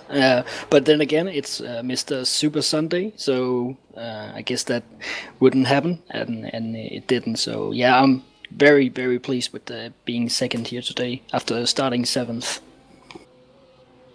Yeah, that was a fantastic run through the field you had, so you must be pretty pleased with that, indeed. Yeah, indeed, and thanks a lot to Follow for making this great battle here in the end. I wasn't falling asleep, but yeah, I was kind of settling into a groove, and then I just saw after a mistake that he was closing in on me. So yeah, thanks a lot to Jonathan. Now, you had a little damage on your rear wing. Do you know where that happened? Probably from an incident I had with Mike Funison. I lost control of my car and it just slided into his car, unfortunately. So I think that was from that, and that was the first stint. But it didn't really affect my car. Oh, that's good. Good to hear. Congratulations on a second place finish. That was a fantastic run you had today. Thanks a lot. I'm looking forward to see the broadcast. Thanks.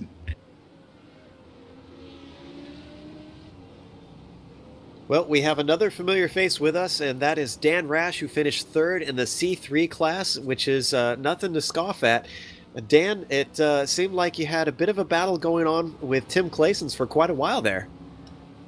Yeah, I started off the race, not the greatest qualifying result. I spent a bit too much of my practice in different weather conditions and wasn't well prepared for this one. Had a little slide off the track around the oak tree at the beginning of the race. That was a little bit embarrassing. But fortunately, after that, I had some good battling with Tim. Right around the oak tree, we actually had a pretty solid touch on the exit, and that knocked my toe out a little bit and made me have to steer to the left to go straight. But after a while, I was still able to handle the car and put a little bit of distance on Tim. And I learned after the race that he had a couple missed shifts, so that also works out to my advantage. I know these events are a lot of people are just something they're happy to finish with. Are you pleased with the podium finish here? Oh, definitely. I mean, this, especially with a little bit of steering damage, this was by far the best I could have hoped for. And unless I had done an immense amount of practice, I don't think I would have been able to hang with Kimo and Roop. They really drove extremely well. Gave me something to aspire to. Well, I'd say that was a very well job done, and congratulations on that third place. Thanks, Joe, and thanks for the broadcast, guys. No problem.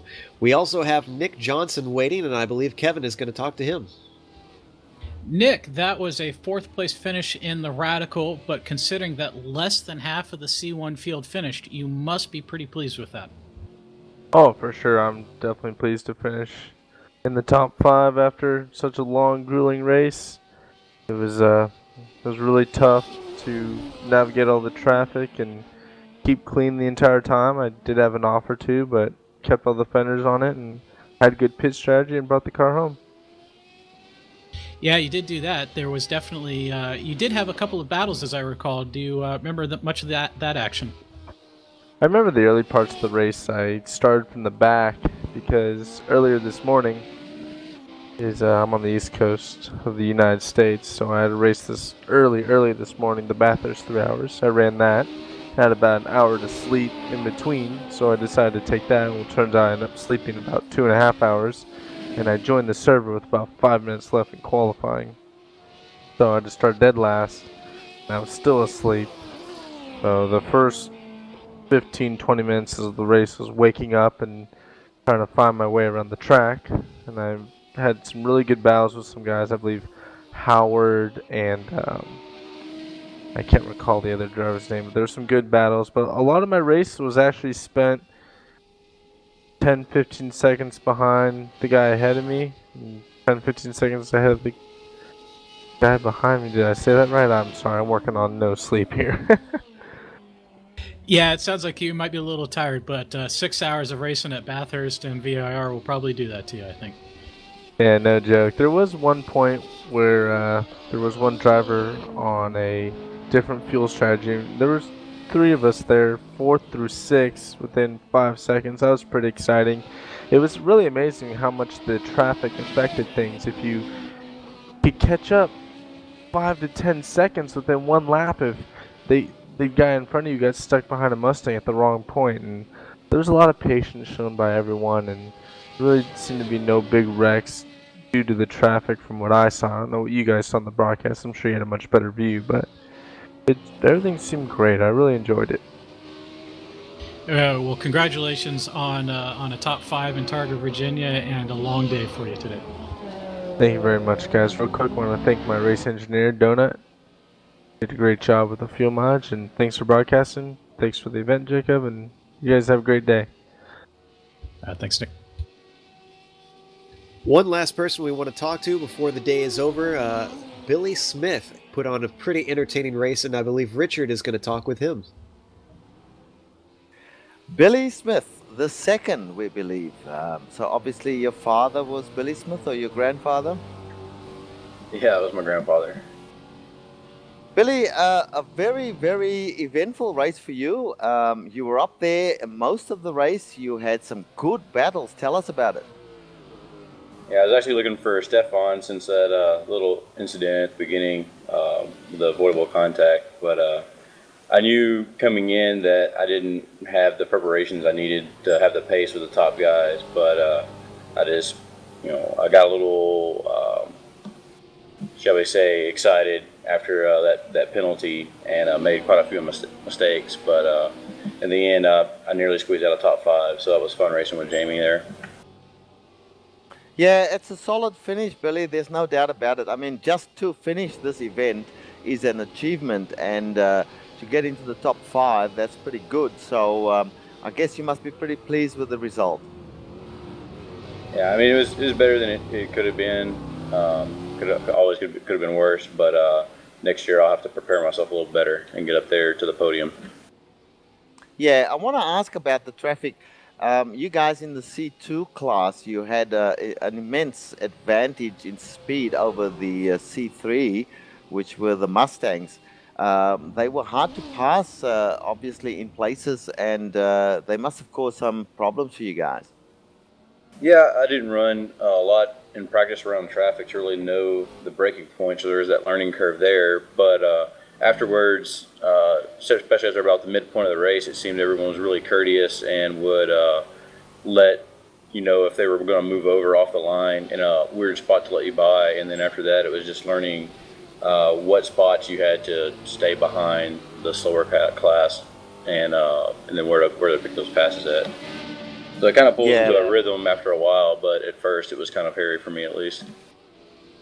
Oh, absolutely. When the first, that was about 7 or 8 laps into the race, when you guys caught up with the slower cars, and bearing in mind you guys were being passed as well by the faster car, the C1 class, so must have been pretty hairy out there. And to survive and come home in, I believe you actually finished in 1, 2, 3, 4, 5 in 6th place.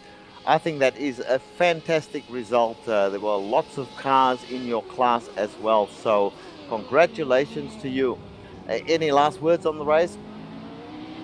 Just thanks, and thanks for putting on this race again. We'll be looking forward to it next year. Excellent stuff. Well, good on you, Billy. Back to you, Joe. Good to hear words from these guys after putting such a hard effort in around these tracks, and we have to commend everybody who made it all the way to the finish or even attempted this race, because this is a long, hard one, and that's for sure. But the organizer actually has something that he wants to say. We have Jacob Desmarais here with us. Yeah, thank you guys for having me, or thanks for broadcasting the race for me this year. It was really, really great. I want to announce next year's race will be December 14th. It'll be the 4th annual. Hopefully the RUF will be out by then, the Porsche, so we can include that in the fun. But it was a great race this year. Congratulations to all the winners, and I look forward to next year's. Thanks for that, Jacob. We're looking forward to next year's as well. This was a blast to do. Obviously, thanks to you, Jacob, for putting this thing on, and thanks to our software and hardware that we use, iRacing.com, XSplit, Twitch TV, Audio Technica, and AverMedia. Thanks to the team today for sticking it out for all these hours, Giancarlo, Kevin, Richard, and Ayrton. If you'd like to find out more about GSRC, you can find it at www.globalsimracingchannel.com, along with archived races and race highlights. We're also on Twitter at GSR Channel and Facebook at facebook.com/Global Sim Racing Channel. Also, a special thank you to Eric Ekholm, who provides us with much of our music. You can find it not only here on GSRC, but in our TV commercials, movie trailers, and iTunes and Spotify. If you like our music, tell Eric where you heard it at ericekholm.com. Our next broadcast is going to be at the Continental Endurance Sports Car Series. That'll be Lime Rock Park on December 21st at 7 p.m. Eastern. However, the next series that we are starting after this will be the MX-5 World Tour, and that starts Season 7, Race 1, January 11th. That is at 2 p.m. Eastern. Definitely check that out. It was a good one this last season. But until next time, race clean, race hard, and we'll see you on the track.